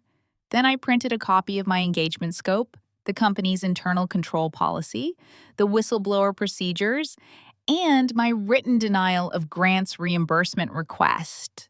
I did not bring all of it because I thought HR would be fair. I brought it because records have a way of making unfairness less comfortable. At 2:41 p.m., Bree posted the video. I found out because my phone started vibrating so hard against my desk that I thought something had happened to Leah. Instead, it was strangers. Notifications, mentions, messages from people I did not know and would never meet, all arriving with the same strange hunger. I opened one. So, this is you? Humiliating your family at your own birthday? Gross. Another. You look bitter. No wonder they tested you. Another. Your brother seems funny. You seem like a nightmare. My stomach dropped. I opened Bree's profile. There it was. A 36-second clip from my birthday dinner, edited with surgical malice. It began after Grant had already tossed the DNA test. It cut out the joke about another man's unfinished business. It cut out my mother whispering, "Don't." It cut out Victor blaming me. What remained was my face, pale and controlled, my hand opening the test box, my voice saying, "Thank you, Grant. I'll mail it tomorrow." Bree had added text over the clip. When your sister-in-law turns a lighthearted family moment into a hostage situation. The caption read, "Some people are so committed to being victims that they'll ruin their own birthday to prove it. Praying for peace, boundaries, and families, dealing with unstable energy. Unstable energy." There it was again, the same word Grant had used with Leah, the same word he had planted in the soil before the public smear. Hostile, unstable, emotional, bitter, difficult. I watched the video twice. Not because I wanted to, but because evidence must be understood before it can be used. Then I saved it. Screen recording, link, caption, comments, engagement count, timestamp. I captured the first wave of replies before Bree could delete the worst ones later and pretend the harassment had been accidental. One comment included the name of my apartment building. That one made the air leave my lungs. I stared at it. Not my street, not a vague neighborhood, my building. Someone had found me. For a few seconds, I heard only the hum of my office lights. Then the training took over. Screenshot, URL, user handle, time, export, save under threats, save under online harassment, backup to external drive. Fear became a sequence. At 3 o'clock, I went to the HR meeting. The room contained 2 HR representatives, 1 junior corporate counsel, Victor and Grant. So he had been invited after all. Grant sat with one ankle over the other, looking wounded in a way that would have been funny if it had not been so practiced. Victor stood at the far end of the room with his hands in his pockets. He looked less like a father than a judge who had already signed the sentence. The senior HR director, Marissa, cleared her throat. "Nora, thank you for joining us. I assume this is not optional." Her smile faltered.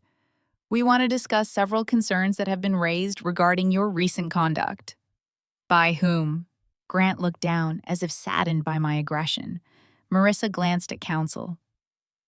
There have been reports that you have engaged in hostile communications with executives, exceeded your review scope, retained sensitive information without authorization, and created discomfort in professional and personal environments connected to the company. Personal environments, I repeated. Victor's face did not move. Grant leaned forward. Nora, we tried to handle this compassionately. I almost laughed. Compassion was always the perfume they sprayed over punishment. I looked at Marissa. Are you referring to my birthday dinner, where Grant threw a DNA test at me in front of company board members and his wife recorded it? Grant's expression tightened. That is a mischaracterization. Is it? Victor spoke then. This is exactly the problem. You are unable to separate personal resentment from professional duties.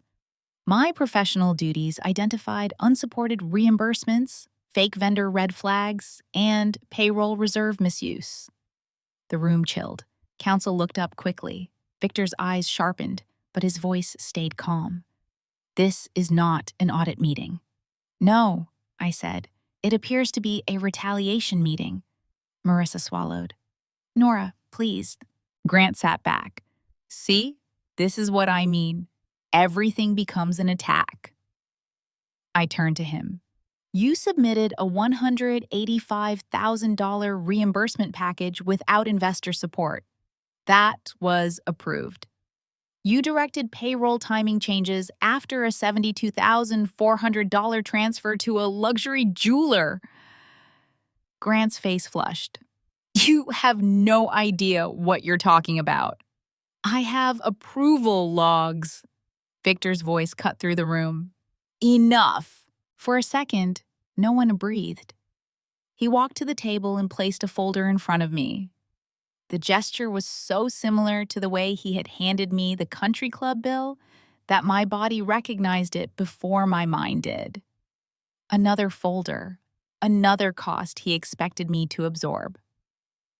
This company is terminating your consulting engagement effective immediately, Bustle, he said. I opened the folder. Termination for insubordination, inappropriate data retention concerns, emotional instability, hostile executive interaction, and conduct inconsistent with Ellison Meridian values. Ellison Meridian values. That phrase nearly broke through my composure, not because it hurt, but because it was absurd.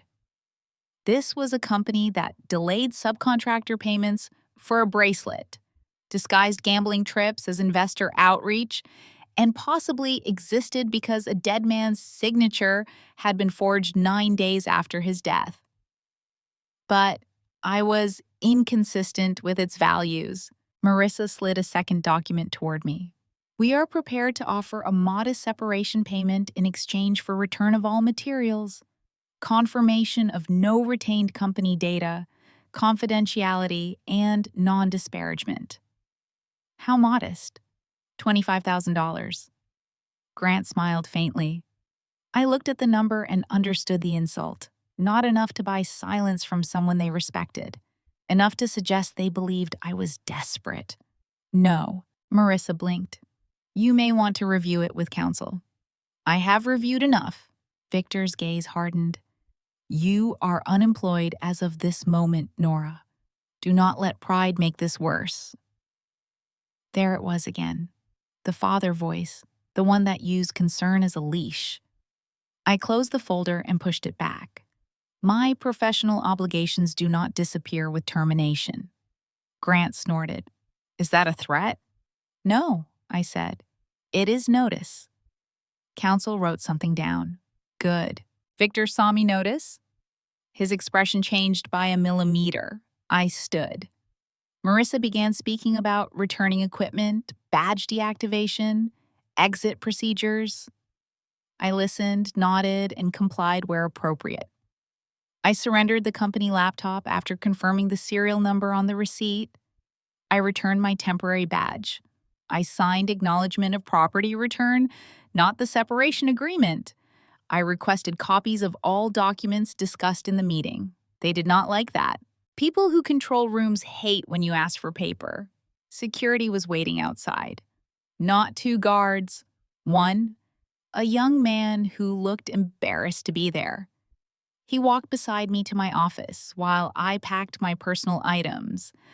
I took my frame certification, my sweater, a mug Leah had given me, a phone charger, 2 notebooks containing only personal case strategy notes unrelated to Ellison data, and the small emergency pack of almonds I kept in my bottom drawer. It is strange what you notice when your life changes. A scuff on the desk leg, dust behind the monitor, the way the city looked through office glass you would never see from that angle again. The hum of printers, someone laughing down the hall, unaware that one version of you had just ended. Leah appeared near the copy room as I stepped out. Her face went white. I gave her the smallest shake of my head. Not here. Her eyes filled, but she understood. The elevator ride down felt longer than 34 floors should have been. Security stood beside me, staring at the doors. I wondered what he had been told. That I was unstable, hostile, a risk? I wondered if he believed it. I wondered why I still cared. When we reached the lobby, Grant was waiting. Of course he was. He stood between me and the revolving doors, hands in his pockets, smiling like a man who had paid for the ending and wanted to enjoy delivery. Security shifted awkwardly. "Mr. Ellison?" "I'll take it from here," Grant said. The guard looked uncertain. I said, "No, he won't." Grant's smile disappeared. "I need your phone," he said. I almost admired the audacity. "No. That device may contain company information. It is my personal phone. You were a consultant with access to confidential data, and you are blocking my exit." His eyes flicked toward security, then back to me. "Don't make a scene." There it was. The family commandment in its purest form. "Move, Grant." "You really want to do this?" "I want to leave." "Then hand over the phone." I looked at the security guard. "If he continues to physically prevent me from exiting this building, I will call the police and report unlawful detention." Grant laughed, but it came out too sharp. "You're insane." "No," I said. "I am precise." Victor's voice came from behind him. "Let her go." Grant turned.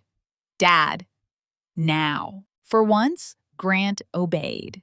He stepped aside, but as I passed, he leaned close enough that only I could hear him. "You have no idea what you're touching." I stopped. Then I looked at him and said, "That makes 2 of us."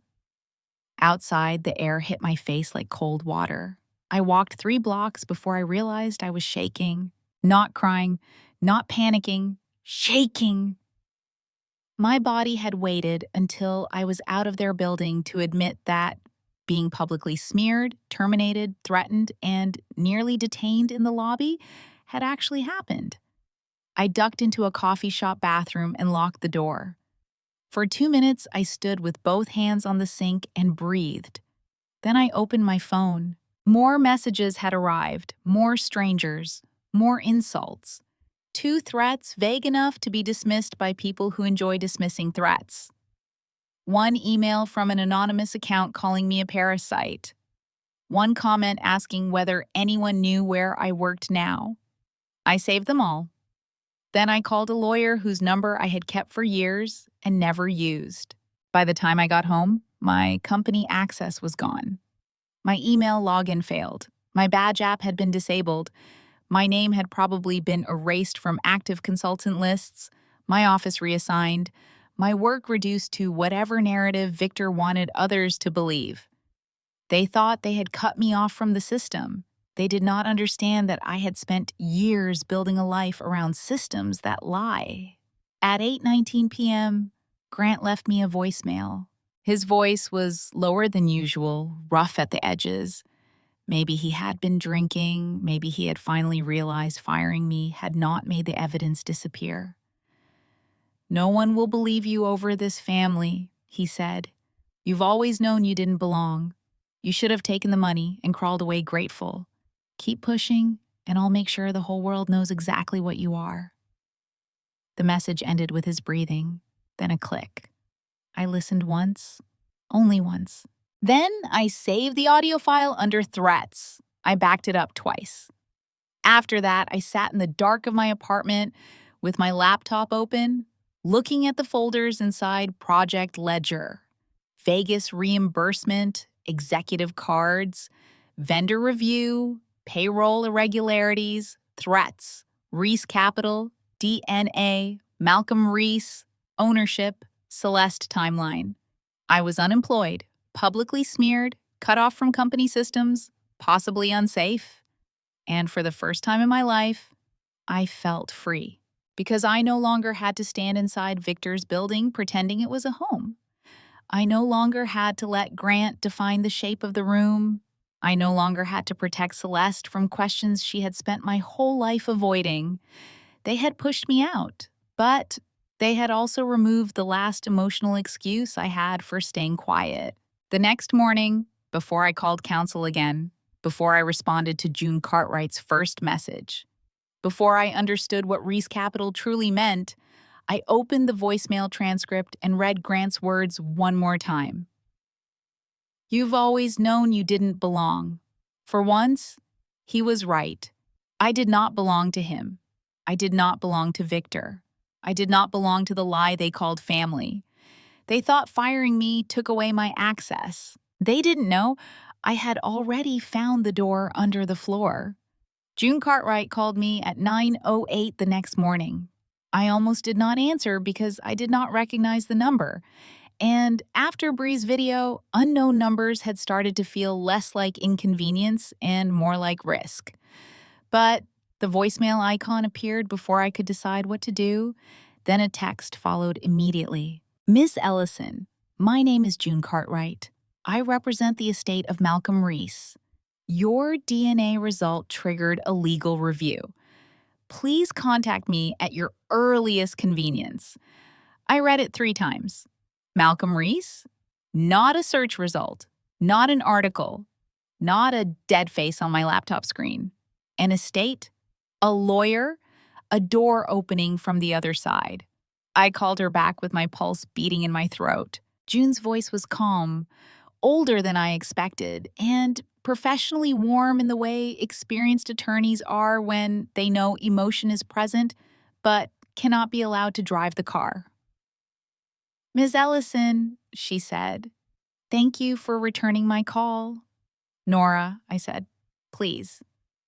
A small pause. "Nora, I understand this may be overwhelming." That sentence should have sounded generic, but it did not. Maybe because she did not rush past it. Maybe because she gave the word overwhelming enough room to be true. "I found the DNA result," I said, "and articles, and a stock transfer, and my mother won't answer when I ask who Malcolm was." June exhaled softly. "Then I think we should meet." "Are you saying the DNA match is real?" "I'm saying consumer DNA is a trigger, not a conclusion.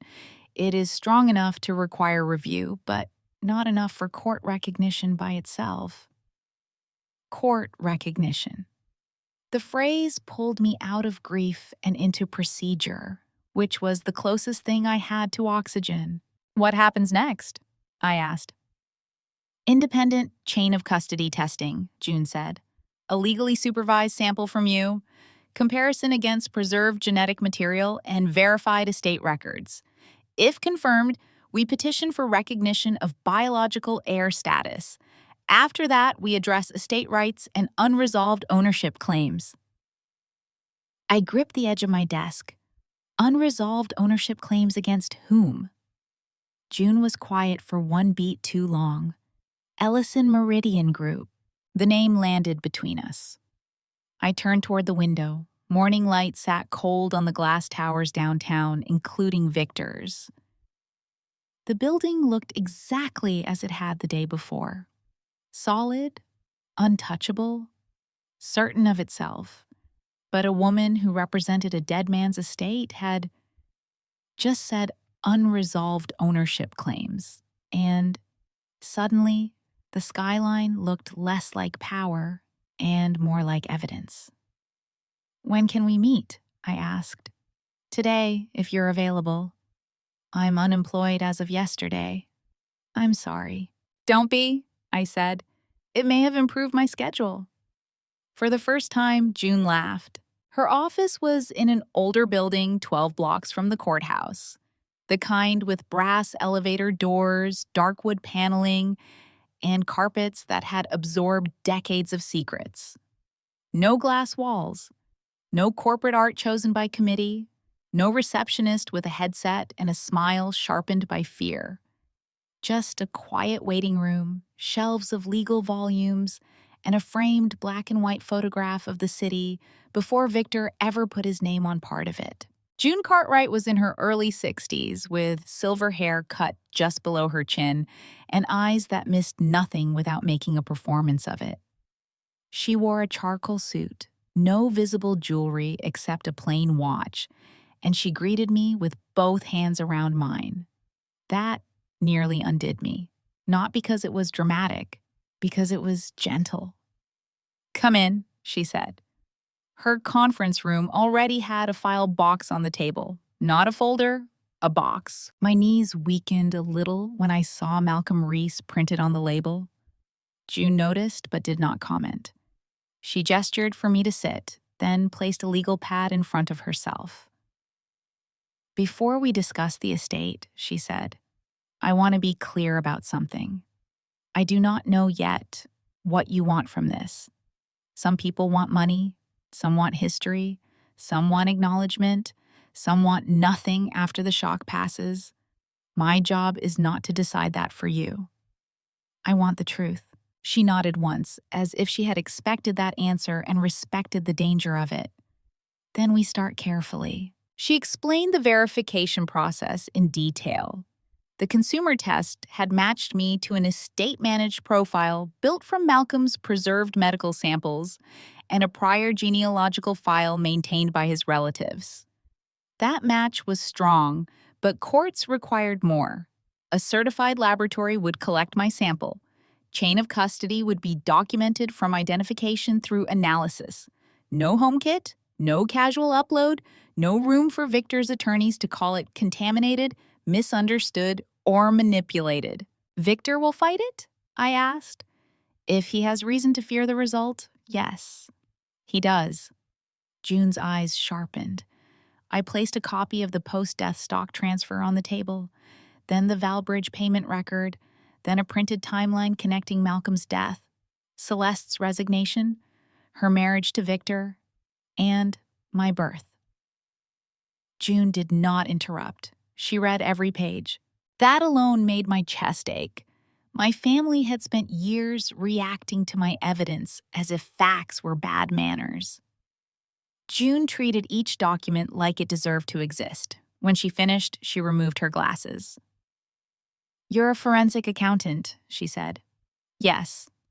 That explains the organization. It also explains why I'm scared." "Good," June said. "Fear can be useful if it keeps you precise." Then she opened the file box. Inside were labeled folders, photographs, old correspondence, property records, newspaper clippings, and sealed envelopes. The smell of paper rose gently, dry and faintly dusty, like a room that had been waiting with its breath held. June lifted one envelope and placed it in front of me. Malcolm left instructions in the event a biological child was ever found. I stared at it. My name was not on the envelope. It could not have been. Instead, in careful handwriting, it said, "To my child, if found." The room tilted. June's voice softened. "You do not have to read it now." "Yes," I said. "I do." My fingers shook when I opened it. The letter was 3 pages long, written in dark ink that had faded slightly at the folds. Malcolm's handwriting was controlled but not cold. Architectural, almost. Each line looked intentional. "My child, If this letter is being read, then I was either right to hope or wrong for too long. I do not know which would be harder to forgive. I read the first sentence and had to stop.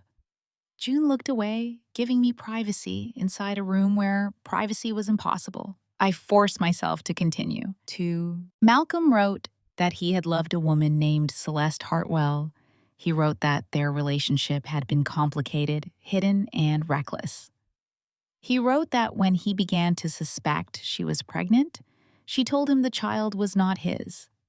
He wanted to believe her because believing her made him less responsible and less afraid.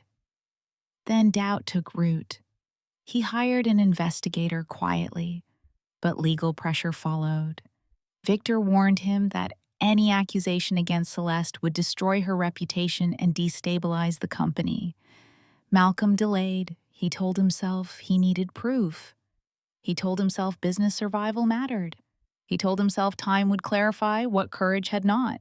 Then he wrote, "If you are mine, I failed you before I knew your name. I let fear dress itself as patience. I let intimidation dress itself as strategy. I let a company matter more than a child who may have already existed. I am sorry for every day my silence cost you." I covered my mouth with my hand. The letter blurred. There are apologies you wait your whole life for and never receive from the living. Then one arrives from the dead, and the grief has nowhere sensible to go. Malcolm had not saved me. He had not claimed me. He had not lived long enough to undo whatever Victor and Celeste had built around the truth. But he had wondered. He had looked for me. He had been afraid, flawed, late, and human. And he had left the apology in ink. June slid a box of tissues toward me without saying anything. When I could breathe again, she showed me the private archive. There were newspaper clippings about my career. Not many. I was not famous.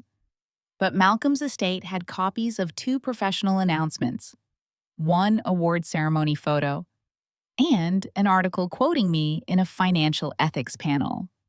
I recognized the photograph immediately. I had been 29, wearing a black dress that made Celeste say I looked severe. In the picture, I stood beside a podium holding a small glass award. On the back, someone had written, "She has my eyes. God forgive me if I am wrong." I pressed the photo flat with both hands. The date was years after Malcolm died. I looked up at June. Who wrote this? Malcolm's cousin, Thomas Reese. He maintained the estate archive after Malcolm's death. He believed there may have been a child, but he never had enough proof to proceed. He died 4 years ago. Before he did, he authorized the estate DNA profile. So they were still looking? In their way, June said. Yes. I bowed my head. For 34 years, I had lived inside the Ellison family, believing no one wanted the question answered. Somewhere else, a file had been waiting for me. June gave me a few minutes, then turned to the estate summary. Malcolm's estate is unusual, she said. Most assets were settled years ago, but certain claims remained preserved because ownership of Meridian Reese Development was disputed by the family. Disputed how? The Reese family never accepted the transfer of Malcolm's interest to Victor Ellison as valid. They lacked resources and access at the time, and litigation stalled. But the estate preserved objections, possible fraud claims, and related creditor rights. Creditor rights? June opened another folder. Reese Capital Trust. My body went still. There was that name again. The old paper Victor feared. Reese Capital was originally established through Malcolm's family assets, June said. It provided early financing to Meridian Reese Development before and after Malcolm's death. Over time, the obligations were modified, renewed, partially paid, extended, and secured against assets that now sit under Ellison Meridian Group. How much? June looked at me steadily. Approximately $24 million outstanding, depending on interest calculations and default treatment. For a second, All I could do was stare. 24 million. Not a rumor, not a hidden name in a compliance schedule, not a legacy footnote, a secured loan against Victor's company from my biological father's estate. I almost laughed, but the sound died before it became anything. Victor Ellison had spent my entire life treating me like an unwanted guest at his table. His empire had been borrowing money from the dead man whose child he raised as an inconvenience. June continued.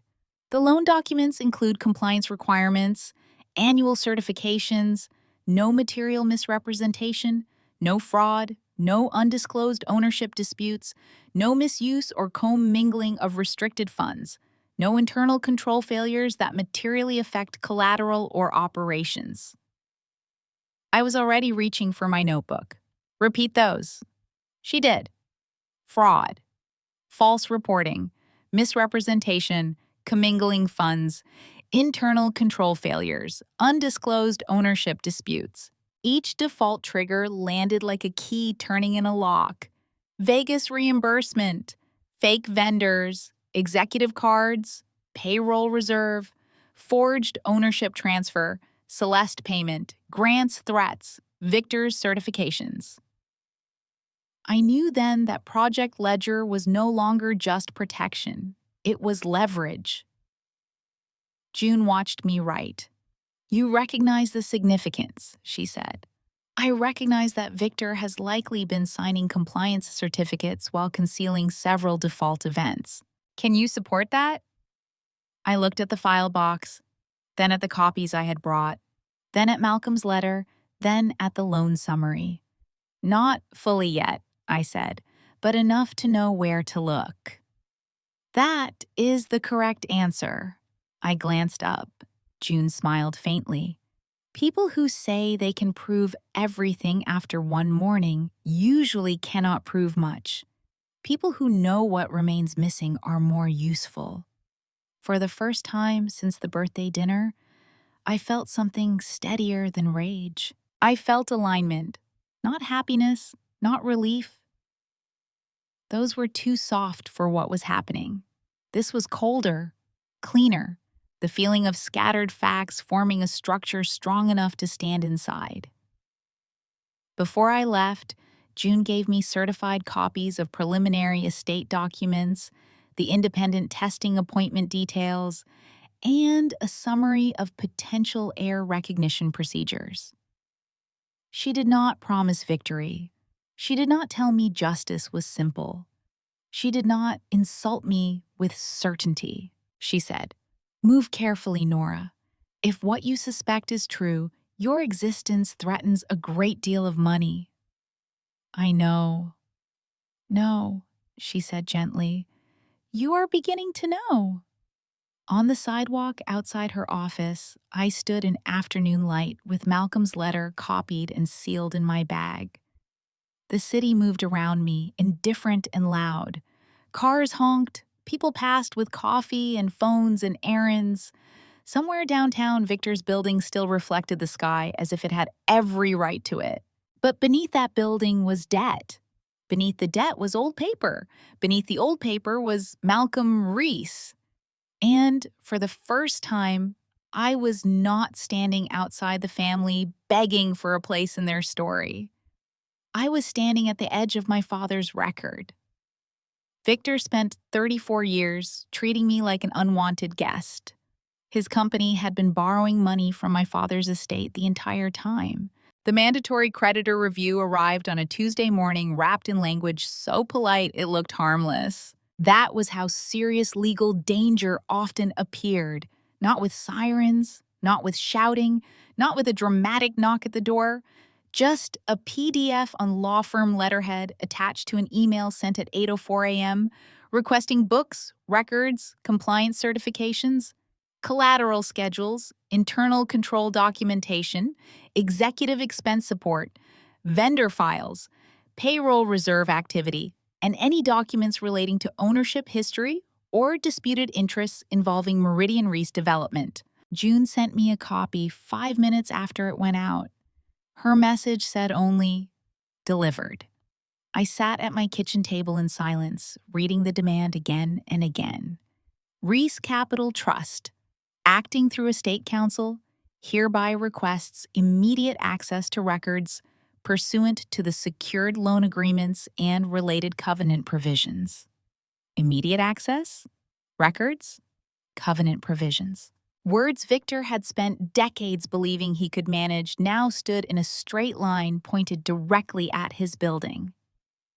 Grant began texting at 8:17. You think this is cute? Then, call me. Then, you are making a huge mistake. Then, whatever that old lawyer told you, she is using you. Then, Dad is going to destroy you. I saved every message without answering. By 9:30, Bree posted a video from her closet. She wore no makeup, which for Bree meant carefully applied makeup designed to look like pain. She said she and Grant were dealing with a deeply personal family betrayal and asked followers to pray for people who weaponized blood tests for financial gain. I saved that too. At 11 o'clock, June called. They are offering a meeting tomorrow, she said. Voluntarily? With conditions. What conditions? No devices, no copied records, limited agenda, no third-party forensic consultants. They want you excluded. I laughed once. It sounded nothing like humor. June said, my response was no. Good. There will be security. Their counsel, the board's audit committee, Victor, Grant, and likely the CFO. Celeste may attend if the ownership history comes up. She will. You are ready? I looked at Project Ledger open on my laptop. The folders no longer looked like fragments. They looked like architecture. No, I said, but I'm prepared. That is better. The next morning, I dressed like a woman my family had never met. Not flashy, not emotional, not defensive. Charcoal suit, white blouse, low heels, hair pulled back, no jewelry except a small watch. I wanted nothing on me that could be interpreted as decoration. I wanted to look like a record walking into a room. June met me outside Ellison Meridian with 2 attorneys, 3 forensic technology consultants, and an independent security officer. She handed me a slim folder. Certified DNA confirmation, she said. Court filing receipt. Preliminary heir representative authority. Reese Capital Loan summary. Notice of preservation. I held the folder carefully. Paper, I had learned, could weigh more than blood. The lobby looked the same as it always had. Victor's portrait still hung beside the bronze founder plaque. Founder. Singular. I looked at the word once, then walked past it. People stared. Some pretended not to. Assistants paused mid-conversation. A junior analyst I recognized looked at me with wide eyes, then quickly looked away. The security desk had clearly been warned. Their manager checked our names against a list, made a call, and said, "They're ready for you upstairs." No one was ready. They were assembled in the main boardroom, the one with the glass wall overlooking the city and the long black table polished so perfectly that every face looked doubled beneath it. Victor sat at the head. Grant sat to his right, jaw tight, expensive watch flashing when he moved. Bree sat beside him, which told me she had insisted on being present without understanding she was evidence. Celeste sat near the far end, wearing cream silk and the face of a woman watching a fire approach a house full of hidden photographs.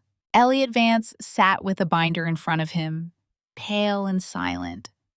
Board members lined both sides of the table. Their counsel sat stiff-backed with yellow pads ready.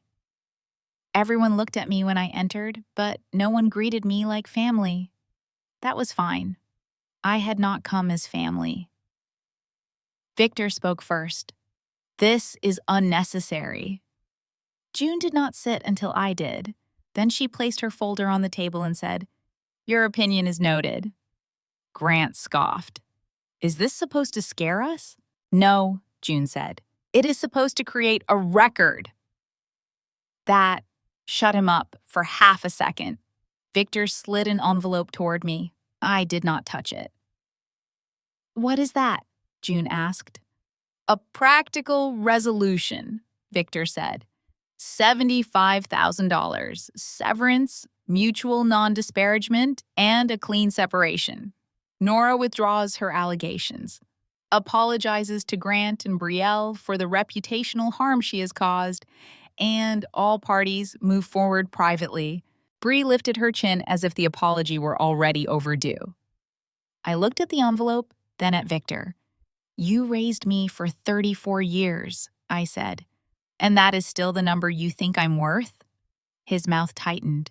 June moved the envelope back toward him with 2 fingers. "Rejected." Grant leaned forward. "You don't get to reject anything." She was fired for cause. "No," June said. She was terminated after identifying potential financial misconduct involving executive expenses, payroll reserves, and related compliance issues. We will address retaliation separately if needed." "Retaliation?" Grant snapped. "She's been obsessed with me since dinner." I opened my folder. "Let's talk about dinner." Bree's eyes flicked toward her phone. June placed the certified DNA documents on the table first. Not dramatically, precisely. 1 copy for company counsel, 1 for board counsel, 1 for Victor. "The independent chain of custody test confirms that Nora is the biological daughter of Malcolm Reese," June said. "Related filings for heir recognition have been submitted. Pending final court determination, she is acting with estate authorization in connection with preserved ownership and creditor claims." Grant laughed, actually laughed.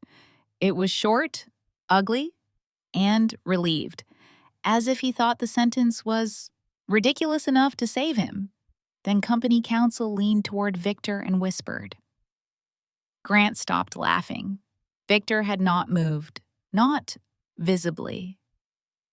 But I knew his face. I knew the difference between stillness and control, and what I saw was control tightening around panic. June continued. "Reese Capital Trust currently holds secured debt against Ellison Meridian Group and related entities.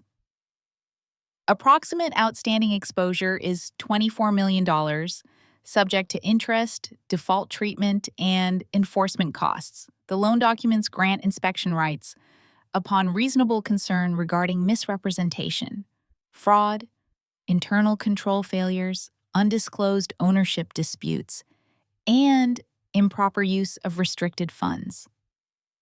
The room shifted. Not loudly. Rich people rarely gasp. They adjust posture. They look at counsel. They stop pretending not to understand.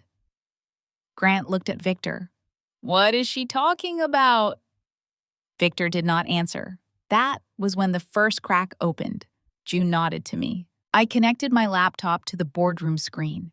My hands were steady. That surprised me until I realized I was not afraid of speaking anymore. I had spent my life surviving their rooms. This was the first one where I had brought the weather with me. The first slide showed Grant's Vegas reimbursement request. $185,000.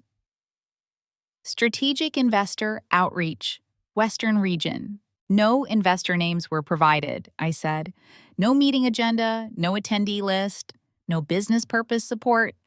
The package included a Las Vegas villa, gambling lounge charges, designer purchases, private dining, spa services, and a private jet add-on. Bree whispered, "Oh my God." I clicked to the next slide. Her anniversary posts filled the screen. Same dates, same villa, same casino hallway, same shopping bags, same caption about spontaneous romance. I played the short clip where Grant's voice said, "Put it on the company, babe." Silence. Grant stood halfway. That was a joke. I paused the video with his face blurred mid-laugh. It was also consistent with the reimbursement request. A board member looked away. The next section was fake vendors. I showed 3 LLCs formed shortly before receiving payments. Shared mailing addresses, Duplicate invoice numbers, no deliverables, no reports, vague descriptions, payments approved through Grant's chain and cleared under Victor's oversight. Grant's face was red now. You stole company files. I retained evidence related to transactions I was authorized to review before termination, I said. Preservation obligations apply, June added. And all company materials in our possession are being handled through counsel. Victor said nothing. That scared Grant more than my slides did. The executive card section came next. Split transactions under review thresholds. Hospitality charges tied to casino properties. Luxury purchases coded as investor relations. Repeated patterns around dates when Grant's personal travel appeared publicly on Bree's profiles. Then came payroll. I put Bree's bracelet photo on the screen. For the first time, she looked truly frightened. This image was sent to me by Nora Ellison at 11:42 a.m. with a message mocking my work. I said. 26 minutes later, I identified a $72,400 transfer from payroll reserve to Alcott and Vale Fine Jewelers. Memo. Executive retention gift. Initiated by Grant. Approved by Victor. No, Bree whispered. I clicked again. Payroll release delays. Martinez Drywall. 2 additional subcontractor groups. Total delayed exposure just under $73,000. Subcontractor payments were held after the bracelet purchase, I said. At least one crew reported workers waiting on rent money. Bree looked at Grant. You told me it was a bonus. Grant snapped, Not now. That was the second crack. I played Grant's voicemail next. No one will believe you over this family. You've always known you didn't belong. His voice filled the boardroom like smoke. Celeste closed her eyes. When it ended, I clicked to the birthday footage. Bree stiffened. That's private. You posted an edited version publicly, I said. This is the full security footage obtained through proper request. The screen showed the country club dining room. Grant standing, the toast, the jokes, Victor laughing, my mother whispering, Grant tossing the DNA test beside my cake. Happy birthday, Nora. Maybe now we can finally prove whether you're really an Ellison or just another man's unfinished business. No one moved, not even Grant. Then the video showed me opening the test, swabbing my cheek and saying, Thank you, Grant. I'll mail it tomorrow. Without Bree's edits, the scene was not unstable. It was cruel. One board member turned toward Victor. You were present for this? Victor's face was stone. This is irrelevant. No, June said. It is pattern evidence. Humiliation, retaliation, public defamation, and the triggering event for legally significant DNA confirmation. I moved to Malcolm. The screen changed to an old photograph of him beside the building model. My father's eyes looked out at the boardroom from 35 years in the past. Celeste made a sound, small, broken. I did not look at her yet. I showed archived articles naming Malcolm Reese as co-founder and principal designer of Meridian Reese Development. I showed company history after his death, where Victor became sole founder. I showed the post-death stock transfer. I showed signature comparisons from known archive documents, carefully labeled preliminary, not conclusive. I showed the date, 9 days after Malcolm's death. Elliot lowered his head. That told me he had known more than he wanted to admit. Then came Valbridge Advisory, $3.1 million. Recipient? Celeste Hartwell. Classification? Reputation Transition Services. Date: before Celeste married Victor. The room went dead. Grant looked from the screen to his mother. Mom! Celeste was staring at the document like it had crawled out of a grave. Victor finally spoke. That payment is privileged history. June's voice was ice. Money used to conceal ownership fraud, heirship issues, or material lender risk is not shielded by calling it history. Grant stood fully now. Dad, what the hell is going on? Victor turned on him with such cold fury that Grant actually stepped back. Sit down. No, is she Malcolm Reese's kid, did you know? Victor's silence answered enough. Grant looked at me then, and for the first time in my life, his hatred had fear inside it. You're still nothing, he said. I almost smiled. Not because it amused me, because he had run out of better weapons. June placed a stack of documents in front of Victor's counsel. Reese Capital is issuing notice of default and reservation of rights. The estate is seeking preservation of all records relating to ownership transfers, loan certifications, executive expenditures, payroll reserve activity, vendor approvals, and communications concerning Nora Ellison, Malcolm Reese, Celeste Hartwell Ellison, and Meridian Reese Development. Victor said, "You have no authority to remove executives." Not directly, June replied, but the board has fiduciary obligations, the loan documents allow enforcement actions, and the evidence presented today affects collateral, reporting, and leadership risk. The board chair, a woman who had been silent until then, looked at Grant. Effective immediately, your executive authority is suspended pending investigation. Grant's mouth opened. Nothing came out. Bree whispered, "What about the house?" Everyone heard her. That was the third crack. Because the house was collateral, the cars were collateral, the lifestyle was collateral. The empire had not been a castle. It had been a financed illusion with my father's paper under it. Celeste stood suddenly. "Nora," she said. I looked at her.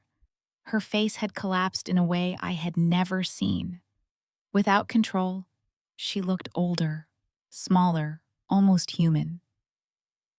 "I was young," she whispered. "I was scared." The room disappeared around us. For 34 years, I had imagined this moment. Not this exact room, not these documents, not this scale of ruin, but the confrontation, the question, the chance to ask my mother why she had looked at my face every day and chosen silence. I walked to her end of the table. Victor said, "Nora."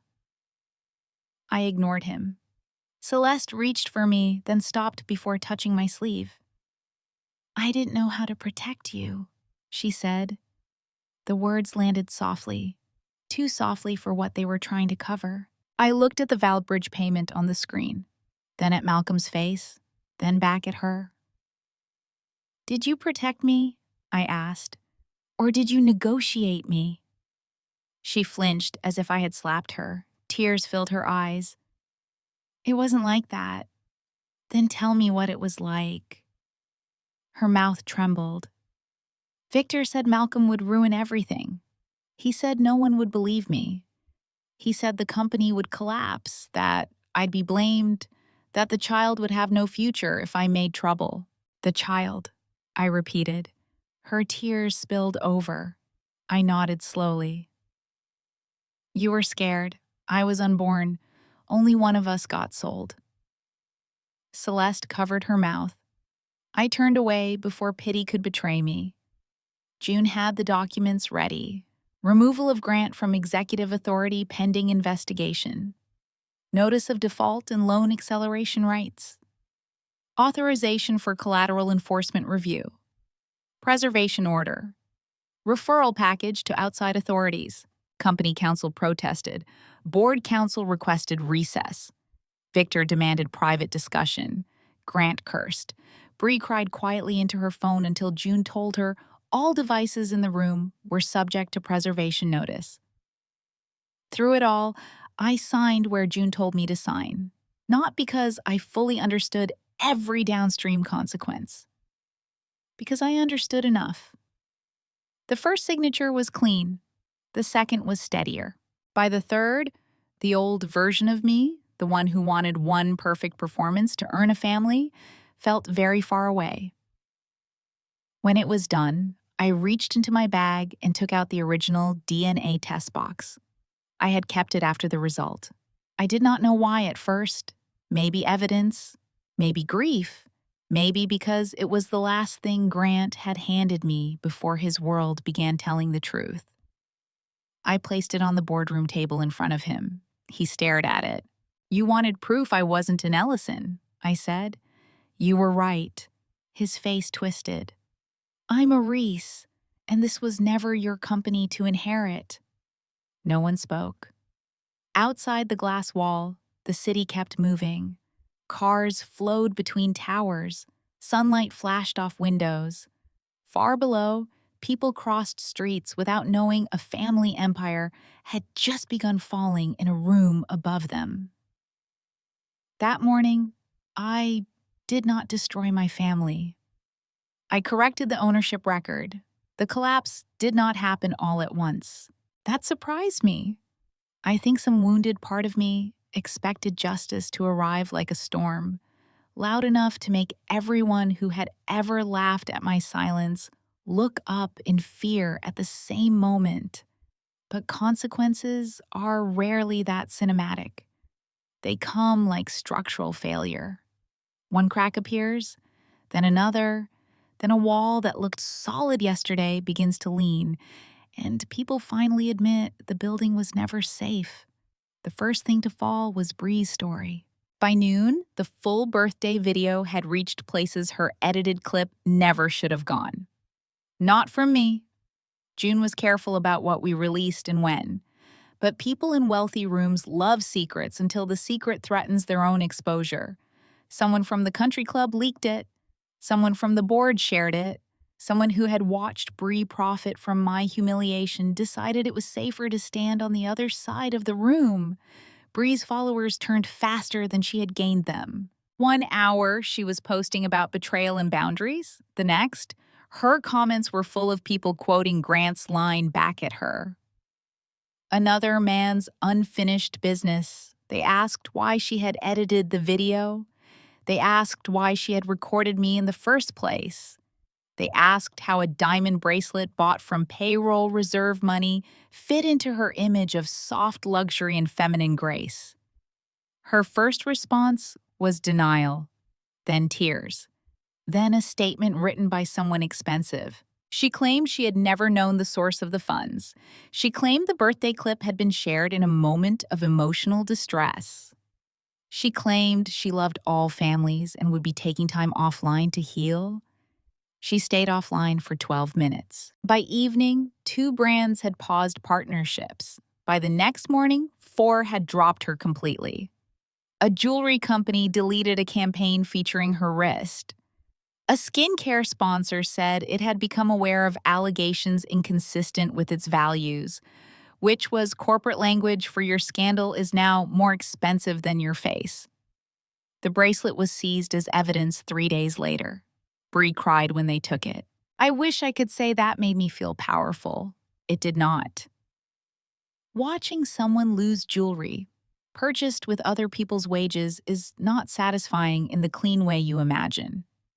It is ugly, small, embarrassing. It shows you how cheaply some people price their souls. Grant fell harder. At first, he tried arrogance. He arrived at the office the morning after the boardroom review, wearing a suit too sharp for a man under investigation, and told anyone who would listen that the entire thing was a family dispute, a lender misunderstanding, a smear campaign by an unstable woman with identity issues. He used that phrase in front of the wrong person. Leah heard it. By then, Leah had counsel too. She gave a sworn statement about payroll pressure, timing manipulation, Grant's threats, and his request that she support a false narrative about my conduct. She turned over her timeline. She preserved emails. She identified treasury changes and named the people Grant had leaned on when he needed money moved quickly and quietly. Once Leah stepped forward, others followed. That is how it happens in companies ruled by fear. Most people are not loyal to corruption. They are loyal to survival. When they believe the corrupt person is untouchable, they stay silent. When they see the shield crack, they begin remembering everything. A junior accountant remembered duplicate invoices. A treasury analyst remembered being told not to ask about vendor addresses. An assistant remembered Grant demanding that certain casino charges be coded as investor hospitality. A driver remembered late-night pickups from private gambling rooms. Elliot Vance remembered more than anyone. He waited exactly 48 hours before he decided Victor was going to sacrifice him. Then he started cooperating. Elliot's attorney contacted June and outside investigators with the careful language of a man trying to step out of a burning room without admitting he had helped light matches. He was not innocent. I never pretended he was. He had signed things, routed things, ignored things, and told himself that survival was not the same as participation. But Elliot had documents, compliance certificates, drafts with Victor's comments, emails flagging Reese Capital Covenant concerns, internal notes about sensitive legacy ownership issues. A memo Grant had sent after a gambling loss requesting urgent liquidity discretion and warning that outside parties could cause reputational issues if not handled. There were also messages from Victor, short ones, controlled ones. The kind, powerful men write when they believe control itself is protection. Keep Reese quiet. Do not let Grant trigger a lender review. No more payroll noise before certification. We certify clean or we lose everything. Those words changed the case. They moved Victor from distant patriarch to active participant. The board removed him before the week was over. They called it administrative leave first, because people who build their lives around prestige hate plain endings. Then temporary removal, then leadership transition. By the time lenders froze credit and investors began calling each other in panic, no one cared what phrase the press release used. Victor Ellison was out. The self-made founder story collapsed more slowly but more permanently. Reporters found the old articles naming Malcolm Reese, then the original company name, then the post-death transfer. Then sources began whispering about a disputed estate claim, a hidden heir, a confidential payment to Celeste Hartwell, and decades of polished company history built over missing names. The bronze plaque in the lobby did not come down immediately. I asked about it every day. Not because metal mattered, because lies become furniture when no one moves them. Grant was arrested 9 days after the boardroom review. I was not there when federal agents came to the office, but Leah called me afterward, crying so hard I could barely understand her. She said agents arrived just after 10, calm and organized, asking for Grant Ellison. He tried to joke with them at first. Then he saw the second agent holding a warrant. Then the color left his face. By lunch, the charges were everywhere. Wire fraud, bank fraud, embezzlement, conspiracy, false statements connected to financial records. Additional counts were still under review. Grant's attorney issued a statement calling the situation a misunderstanding and insisting Grant looked forward to clearing his name. That was what people with money said when the evidence was already walking toward them in boxes. Bree posted nothing that day. Victor did not call me. Neither did Celeste, not at first. Her punishment came in the language she understood best: social removal. Hawthorne Ridge Country Club suspended her membership pending review of conduct inconsistent with club values. I read that sentence twice and almost laughed. That club had watched my humiliation under crystal chandeliers and done nothing until the scandal became public. But that was how image worked. Cruelty in private rooms was tradition. Cruelty on the internet was liability. Former friends stopped inviting her to charity lunches. Women who had praised her taste for years became suddenly busy. Donors returned her calls slowly or not at all. One gala quietly removed her from the host committee and replaced her name with "Special thanks to the Ellison family," as if even the font wanted distance. The life she had chosen over truth began refusing to recognize her. Then she came to the parking garage. It was late afternoon, 2 weeks after Grant's arrest. I had spent 6 hours with June reviewing ownership claims and enforcement options. And my head was full of timelines, court filings, and Malcolm's handwriting. I walked to my car, carrying a folder against my chest, thinking only about sleep. Celeste stepped out from behind a concrete pillar. I stopped so sharply my key slipped in my hand. She looked terrible, not poor. Celeste would never look poor. But the elegance had cracked. Her hair was pinned wrong. Her lipstick had faded. Her eyes were swollen under concealer. And she clutched her purse with both hands like it was the last proper thing she owned. "Nora," she said. My first feeling was fear. My second was grief. The third was anger, clean enough to stand on. "You should not be here," I said. "I needed to see you. You could have called my attorney. I'm your mother." That sentence hit the concrete between us and shattered. For so many years, I had wanted her to say those words like a promise. Now they sounded like a claim filed too late. "No," I said quietly. "You are the woman who knew who my father was and let me grow up begging Victor Ellison for scraps." Her mouth trembled. "I thought I was protecting you. You protected the money. I protected your future. You sold my past." She flinched. A car engine started somewhere on the lower level. The sound echoed through the garage, hollow and mechanical. Celeste took a step toward me. "You don't understand what Victor was like then. Malcolm was dead. I was pregnant. I had no power. Victor had lawyers, investors, influence. He said if I spoke, he would make sure I lost everything, including you." "Did you believe him?" "Yes."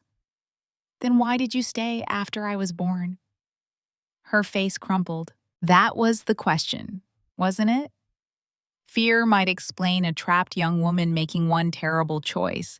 It did not explain 34 years of silence. It did not explain powder room apologies. It did not explain watching Grant degrade me. It did not explain every dinner where she corrected my tone instead of his cruelty. "I didn't know how to leave," she whispered. "No," I said.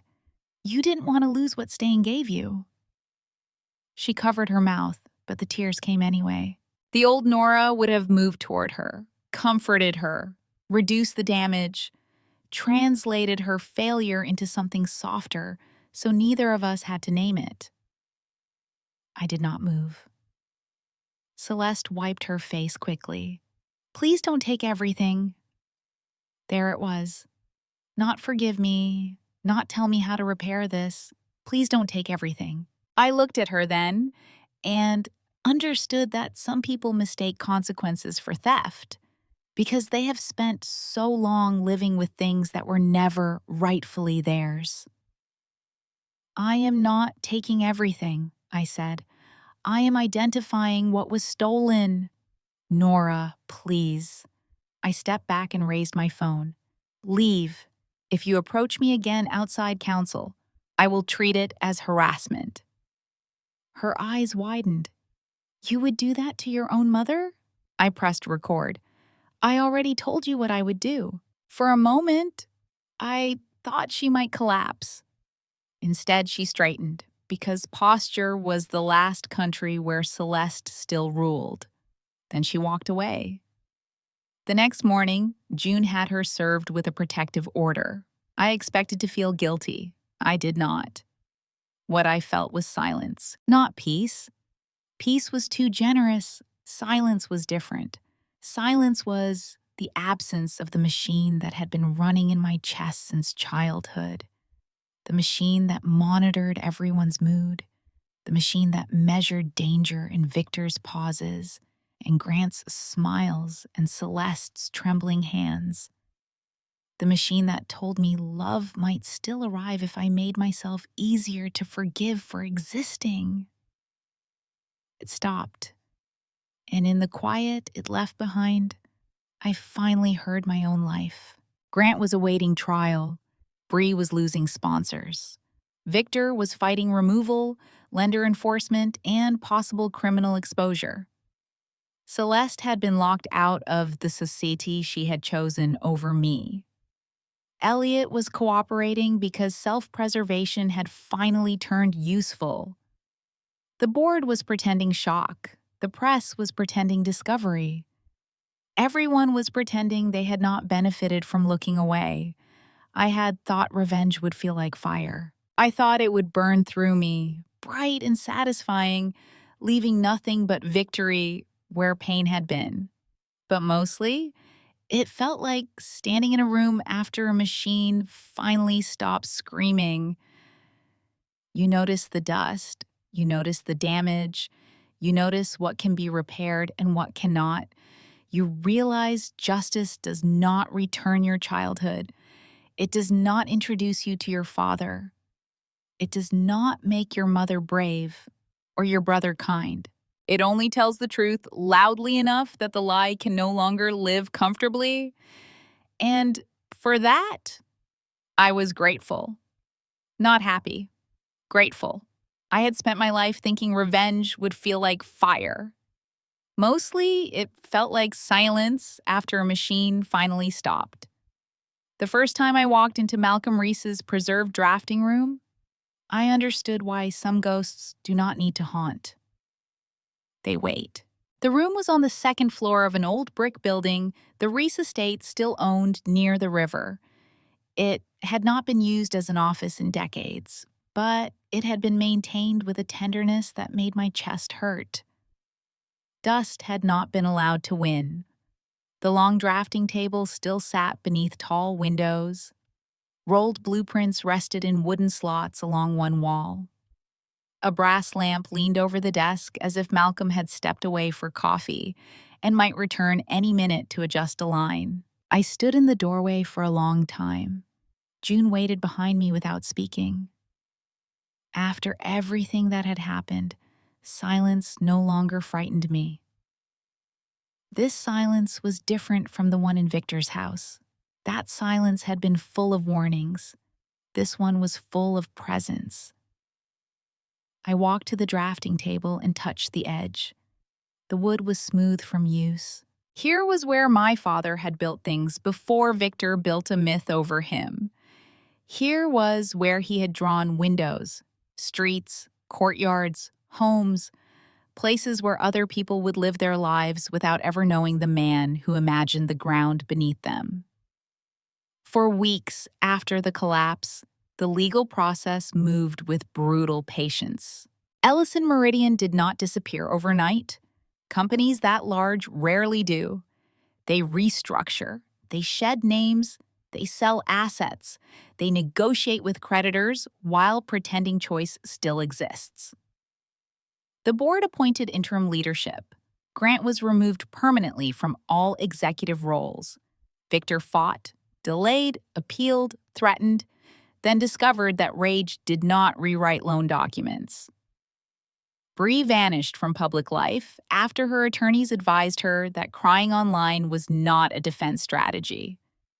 Celeste communicated only through counsel. Reese Capital enforced its rights. The ownership claims did not restore time. Nothing could. But they restored the record. Malcolm Reese's name returned to the company history where it had always belonged. Meridian Reese Development was acknowledged as the original entity. The disputed transfer was placed under legal challenge, public filings were corrected, investor materials were amended.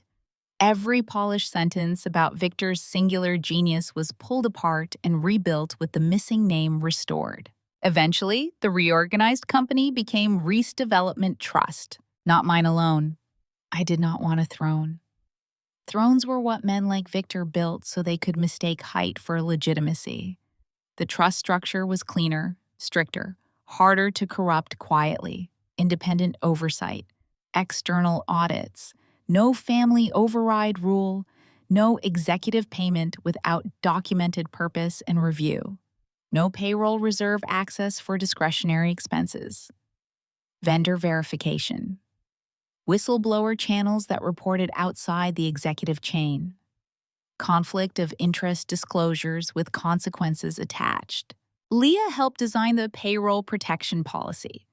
The day it passed, she cried in the hallway and apologized for crying. I told her she never had to apologize for being relieved. Elliot testified where required. I did not forgive him exactly, but I accepted his usefulness. There is a difference.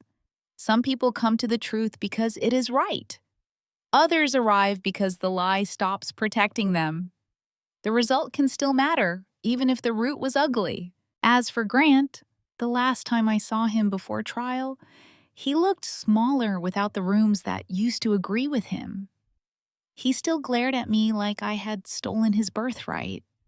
Maybe that was easier than admitting his birthright had been built on theft. Men like Grant do not lose entitlement. They just run out of places where it works. Victor never apologized. I did not expect him to. He sent one letter through counsel insisting that history was complicated. Malcolm had been unstable near the end. Celeste had made choices freely, and I had allowed resentment to destroy a family legacy. I read it once, then gave it to June. "Do you want to respond?" she asked. "No," I said. There was nothing to say to a man still trying to edit the minutes after the meeting had ended. My mother tried once. Her letter was handwritten on cream stationery, because even grief had to be elegant with Celeste. She said she thought of me every day. She said fear had made her selfish. She said she had loved me in the only way she knew how. That was the line I sat with longest, because maybe she believed it. Maybe her version of love had been keeping me close enough to monitor the damage, but never close enough to tell me the truth. Maybe she had confused survival with protection for so long that she could no longer separate them. Maybe she had been both victim and accomplice, frightened girl and comfortable wife, mother and jailer. I did not write back. Not because I hated her, because I was finally learning that understanding someone's wound does not require you to live inside it. Months later, I created the Reese Justice Fund. At first, June thought I was moving too quickly. "You have inherited a war," she told me. "You do not need to begin another one." But it did not feel like another war. It felt like a door. The fund helped people whose inheritance, credit, ownership, or legal identity had been stolen or manipulated by family systems. Quiet thefts, forged signatures, hidden wills, elder exploitation, businesses built on erased partners, children written out of records because adults found the truth inconvenient. We funded forensic reviews, legal consultations, document recovery, and emergency protection for whistleblowers trapped inside family companies. The first grant went to a woman whose uncle had transferred her late mother's property into an LLC while she was in college. When she called to say the deed had been frozen pending review, she cried so hard she could barely speak. I sat in my office afterward and looked at Malcolm's photograph on the shelf. "Ownership matters," I said softly. The words were his, but they had become mine too. On the anniversary of the birthday dinner, I returned to Malcolm's drafting room alone. I brought the original DNA test box with me. For a long time, I had kept it in a drawer, unsure whether it was a weapon, a wound, or a relic. It had been all three. Grant had thrown it at me to strip away my name. Instead, it had returned the one stolen before I was born. I placed the box beside Malcolm's old blueprints. It looked small there, almost harmless. That made me smile. The things that change our lives rarely look powerful at first. A test kit, a receipt, a memo, a transfer, a name printed in an old article, a mother's unanswered text, a dead man's letter, a single document preserved when everyone else hoped paper would decay. I stood by the windows as evening settled over the river. The city lights came on slowly, one building at a time. Some of those buildings had once been used to praise Victor. Now their records told a fuller story. Not a perfect story, a truer one. For most of my life, I thought family was something I had failed to earn. I thought if I became quieter, smarter, more useful, less needy, more composed, someone would finally look at me and decide I belonged. I was wrong. Family is not a name powerful people let you borrow when it benefits them. It is not blood used as a weapon, or silence dressed up as protection, or dinner tables where everyone knows when to laugh at your pain. Family is truth, protection, accountability, and the courage to place a child above a secret. Malcolm Reese did not get the chance to be my father in life, but his truth found me. And when it did, it gave me more than revenge. It gave me a foundation that did not require me to shrink in order to stand on it. My brother threw me a DNA test because he wanted to prove I didn't belong. He was right. I didn't belong in their lie. I belonged to the truth underneath it.